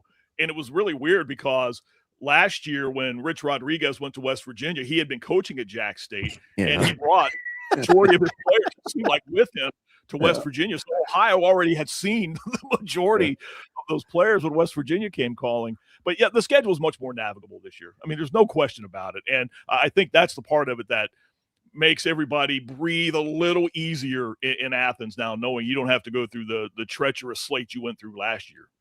Fantastic. That is the voice of the Ohio Bobcats, Marty Bannister. Marty, we appreciate the time as always. I'm sure we will talk to you in about a month and a half. Looking forward to seeing you when you get here. I'll be right next door. Excited to be there. I've Lincoln has been one of my favorite stops back in the days when I was working on Ohio State's games on radio. Matt Coatney is one of the best guys in this world, man. Oh yeah, we call him Coatney. Yeah, exactly. He's a great guy. And I'm looking forward to coming back out to Lincoln again. Thanks, Appreciate Marty. it, Marty. Appreciate you. That is Marty Bannister, voice of the Ohio Bobcats. Caden Krill is the real deal. Yeah, out of Jack State. Yes. I'm just full of hot takes today. He's listen to me. He's top 10, 12 dual threat quarterbacks in the country. Interesting. Might have to watch some Jack State this year. Of the smaller schools, it's clearly he and Brad Jackson from Texas State. Yeah. It's Krill and Brad Jackson. Okay. But there's a lot of good ones. I mean, you got Byron Brown, you just talk about Dampier. You made a fascinating point. Was that on air or off air? That was off air. With Underwood? Yeah, because somebody in the chat talked, Rock Median, I think his name is. Yeah. Said Michigan better find a QB because he calls them underpants, ain't it? I think so bringing over the offensive coordinator with him from Utah was really important for Whittingham. Jason Eck. Yeah. No. That's the New Mexico coach. Yeah. Who he came from. Yeah. And with I'm glad you called New Mexico interesting. New Mexico's good, man. Like Jason Eck's incredible. He's a stud. He's going to have a big time job here in a hurry. What? It'll be next year. Yes. Yes. Yeah. X about to get his. His name's gonna. I gotta find. Okay, it's Eck and Beck. That's why Jason Beck is the offensive coordinator. Jason Eck was the head coach he worked under at New Mexico with Devin. Anyway, so you bring Jason Beck from Utah to Michigan with him is a huge thing for Kyle Whittingham because Underwood's better than Dampier. Yeah. Right? Like I understand. I think Dampier's probably a little more dynamic with his legs, but Underwood's a better thrower of the football right now. Dampier's a little sketchy in terms of consistently making the throws you need him to. I would agree. Unless he's throwing the wide open tight ends. Yes. Which a lot of times he does because he's such a threat in the run game that we kind of melted down. Guys end up running open, right? But he's not a guy that you're like, hey, if I have to, what's the number? If I have to throw the ball more than X number of times with Devin Dampier, I start to get nervous. I saw that. Hang on, Ravi. I saw that deal where Weddle had brought his son to practice and listen, Weddle's a stud, fantastic player with the Chargers. But I didn't take it with a grain of salt because it is Weddle and obviously good pedigree.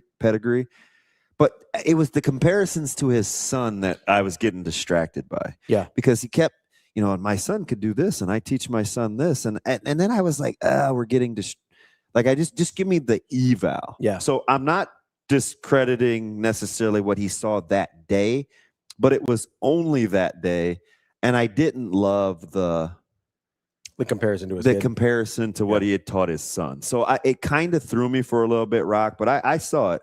I saw it. Totally fair, and that's a fair point. I mean, that might have made it. It might have made the rounds. It did. It made national rounds. Yeah.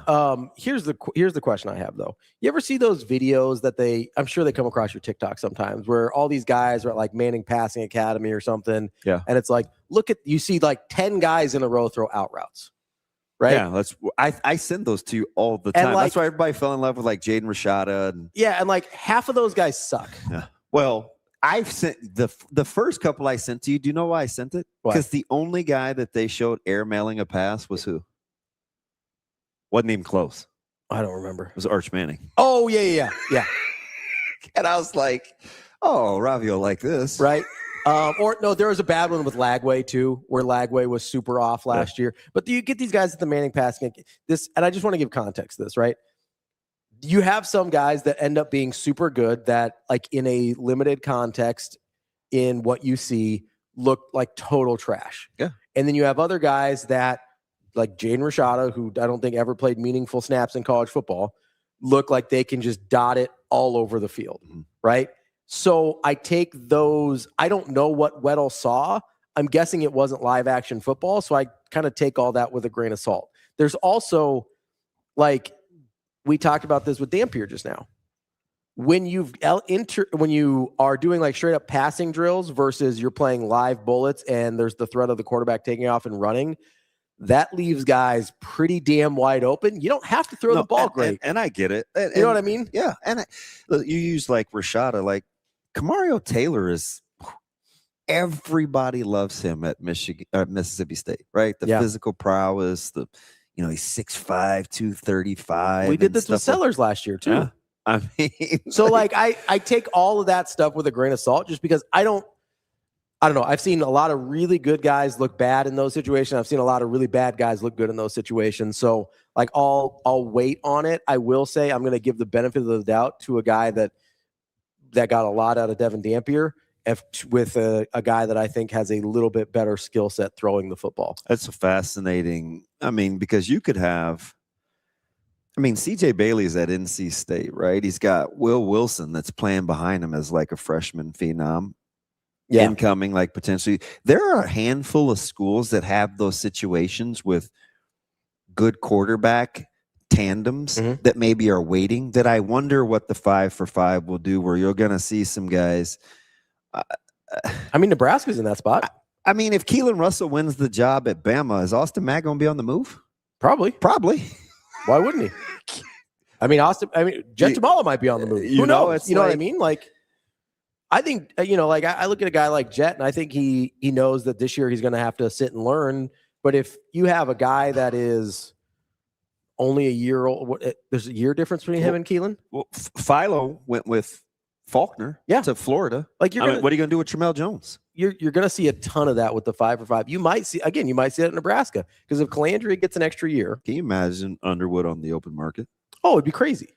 And that's why I kind of hesitate at the, he's trash, whatever. Listen, he might not be good, right? I'm totally open to that. The reason I'm not killing him the way I did Lagway next year is nobody thinks he's going to be good. Yeah. Right? Everybody assumed Lagway was that guy. Nobody's assuming that out of Underwood right now. I think he's probably a little better than the narrative of him is right now. But there's an entire possibility that he doesn't have a good year. But I do trust Jason Beck a lot. I do trust Kyle Whittingham a lot. Well, they're pretty proven. Yeah, to get him in a position to be the best version of himself. I've also seen Kyle Whittingham win a lot of games with nobody at quarterback. I mean, that's a guy that was down to like 4. They played 4. The year I was in love with Utah going to the CFP. That was I think we both were, because I was like, if they get Cam Rising back at any point, and I think they had a linebacker start at quarterback at one point because they were just out of guys. And somehow I think they won 8 games. And they were still super competitive in every game. And you're like, oh God, if only they had a real quarterback. Yeah. And so like there's a dynamic there with Whittingham and Jason Beck that I'm going to give them more benefit of the doubt than I do other people. But I think there's a very big difference, because nobody expects much of anything out of Underwood this year. Joe Good, I can only listen to Sean King when he is not with Coach JB, who I cannot stand. A lot going on there. But a lot going on there. The quarterback, it's going to be interesting. We may have to do our quarterback exercise again this year. Or the draft? Well, we'll do the draft for sure. But I also think just sort of like the exercise that led up to the draft, where we're kind of parsing through, hey, where do we rank these quarterbacks in these situations? Because there's a couple, and we should start with the Big Ten, because there's a few things I want to go through in the Big Ten. You're out on Colton Joseph. Yes. Yeah. Mostly I'm out on Wisconsin more than anything. I think Colton Joseph's going to be pretty good. I mean, that's a big jump. Old Dominion to the Big Ten is a big jump. Old Dominion. Like, I thought Washington State to Oklahoma was a big jump. Old Dominion to the Big Ten is a big jump. Oh, you're talking about Mateer?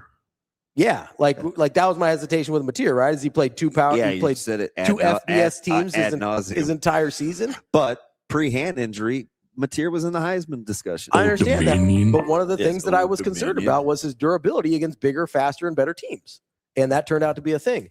My question with Colton's going to be, hey, what's it look like from Old Dominion to, Ohio State? Like that's a different. I don't even know if they play Ohio State this year. I have a couple of quarterbacks that I want to put in like the will make a jump category. Funky, it was Cam Rising's like 7th season. How dare you? Anyway, it might have been 12. I don't know. It's okay. So Rising, make a jump category. What do we got? Like I've got my eye on Avery Johnson. Oh, okay, State. Yeah, who gets Colin Klein back? That's interesting. That is interesting. I haven't thought a ton about Avery Johnson, if I'm being honest, but that's an interesting one. I know I've said this before. I rock with Jeremy. Yeah, Jeremy's he knows ball, pretty solid, and it's not just the top. He's just not a headline reader. Yeah, no, like I could say something nobody else is talking about NC State and the dual quarterbacks with Will Wilson and CJ Bailey, right? Yeah. Man, dark horse to win the CFP, man. I got needs. All right, Jeremy. You said we talk ball. And you also just don't know. ACC is wild, right? Because if like you can navigate that thing, and all of a sudden end up being like 11-1, and you're like, wait, what happened? Again, who's 11-1? I know you're probably like hot take or not. Notre Dame could go undefeated. I don't know that that's a hot take. I think the answer of whoever comes out of that Miami Notre Dame game could very well easily come out undefeated. He said easily. I mean, like easily, I approach the microphone because I ain't no joke. Relative. Easily. I'm plus 60. I think so. Yeah. $10 if you can give me the group that I just said that lyric from. Easily, I approach the microphone. I do not take that. The easily thing was. I know like it's the like opening line. I know because it was from Eric Wright. Who is Eric Wright? He's not the corner from USC. That's that easy. Correct. The name of the group is Run DMC. It would be a group that Austin would clamor to say. Yeah, I'm chomping at the bit here. Oh, NWA. NWA. I knew it was the initials. I couldn't remember which initials it was. Run DMC. Nillas with attitude. Austin he was like shaking. Like, I'm gonna say it. I'm gonna say it. Going back to my roots, I'm gonna say it. That's fine. Speaking of roots,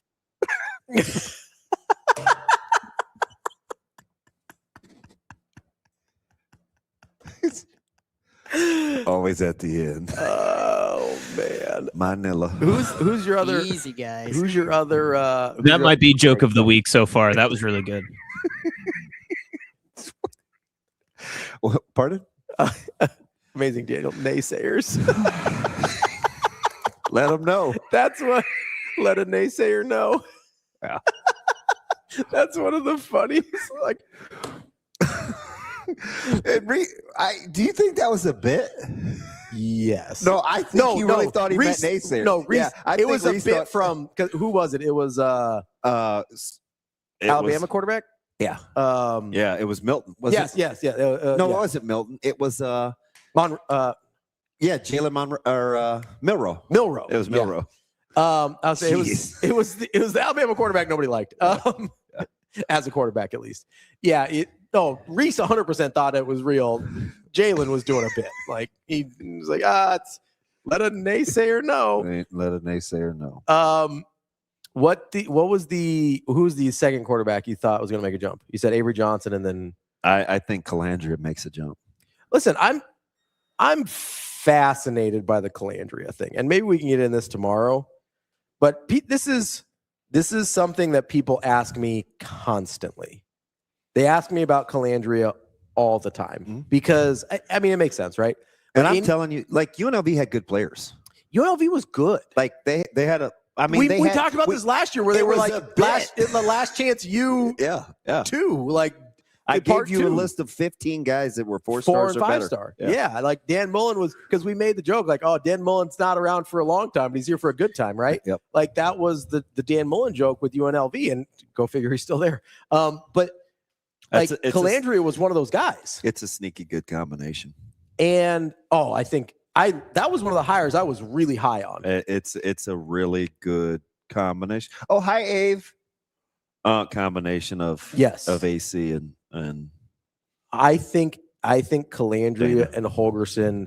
I've said this to everyone. We can get into it more tomorrow, but I can't. It's 10. I'm sorry, guys. It's 10:05. It's all right. I got nowhere to be. Shane's looking at me like, he's like, I got a vape. You know what? I'll take it. Avery's like, wrap it up, boys. The thing that I always say is I think Calandria is by far the best fit we will have had in terms of offensive coordinator and quarterback. Yeah. I also think even if we look at it and say, hey, objectively, Dylan might be more talented as a quarterback than Anthony Calandria in terms of whether you're talking about like pro potential or whatever. I think this is just simply fit. Unequivocally, Anthony Calandria is a better fit. I'm fascinated. I think there's a real chance. But there's a lot of dual threat guys I like. I think there's a real chance that Calandria is legitimately very good this year. A lot of dual threat guys I like. I'm big on Brown and Auburn. Like, yeah, you've brought up Brown a few times. Auburn's going to ruin a couple people's seasons in the SEC. I hope so. But then I'm full of hot takes. All I'm going to hear then though is how good Auburn actually is, even though they only went 8-4, and they'll be like, no, Auburn's the best 8-4 team of all time. That's all I'll hear. Can Chambliss repeat? I don't know. Like, I want to get like we got a little time. Having a scouting report on somebody versus not is a whole other deal. Yeah. Like I asked you before the break 2 weeks ago. Do you remember how I phrased the question? Who's more likely to be who they were the previous year, Chambliss or Mateer? Yeah, because you didn't like Mateer last year, and I said Mateer's going to make a jump. Well, and you're like, no, but what I said is I think Mateer's going to make a jump too, so he's not likely to be who he was last year, right? Because it was rough last year. And Chambliss was pretty good last year. So I think the answer is neither. I think Chambliss is going to come back to the pack, and I think Mateer's going to be better. I don't think either of them are who they were last year. Chambliss is probably closer. People think Chambliss is going to be really good. I understand that, and I think he is good, but you can't tell me that Lane Kiffin is one of the best offensive minds in the country and then say it doesn't matter. You're right. You know what I mean? Yeah. Not saying you like the royal we, right? Like we can't say it will never be royal. Little. You're not gonna get what's her name? Lord. Yeah. Lord and Easy reference in the same 6 minutes. Anywhere. NWA. Naysayers with attitude. Probably didn't come off the same album either. Let a naysayer know, DB. Imagine how many more college football hot takes you guys could have gotten had you not spent 40 minutes on strip clubs. Who's you guys? Rico's fault. And now that we have my Pacific Northwest buddy in, he could have validated it, but what do you mean? Rico's fault. Also, he said, "Hey, I was just Googling." This. Let's not pretend like Austin never has any say in us getting off track with the pictures he puts up there. Come on now. Yeah, radio. I see. He was at Westside. All right, that is the show for today. We'll get into quarterbacks more tomorrow because I think there's going to be. We hit that BLT in passing, but we're going to get it again. That's Ravi. This is my Big 12 can right here. Big 12, represent everybody. We'll be back tomorrow. We'll get more into quarterbacks. And what's up? There's a lot, man. There's a lot to do. I'm still chuckling at the Sac State thing. The answer is yes. Did you see their roster? Like, it's pretty good. They were only 6-5 last year. Yeah, I got to figure out where all that money came from. I don't know. I'll ask Minner. Just fall out of a tree. Just, hey, where'd this go? Where'd this come from? Yeah, 20 mil in the Big 12. About 85 cents a team per sport. You know the funniest part of that, I wanted to make a joke, but I didn't want to interrupt Marty, is Sac State paid more to the conference than the Big 12's getting a year from Monster to rename the conference. That's called perspective. Somebody said you just got to call it the Big 12 Monster, and we're done. Yeah. Just be done with it. Shane, you booked that trip? He's going to Portland. Portland to Tampa to Omaha. Yeah, where do you think I've been? I got frequent flyer miles. Come on. Just visiting bread factories all over the world. We're going to get to that tomorrow, Jeremy. You see what he's. I wouldn't be surprised. No, I'm going to get that. We're going to get to that tomorrow. I'm going to get to that today. He had a fantastic second or last third of the year. Yeah, he got way better at the end of the year. He absolutely did. That's the show for today. We'll be back tomorrow. That's DB. I'm Ravi Lulla. It's Hurrdat Sports Live. See you. Have a good day. Love you.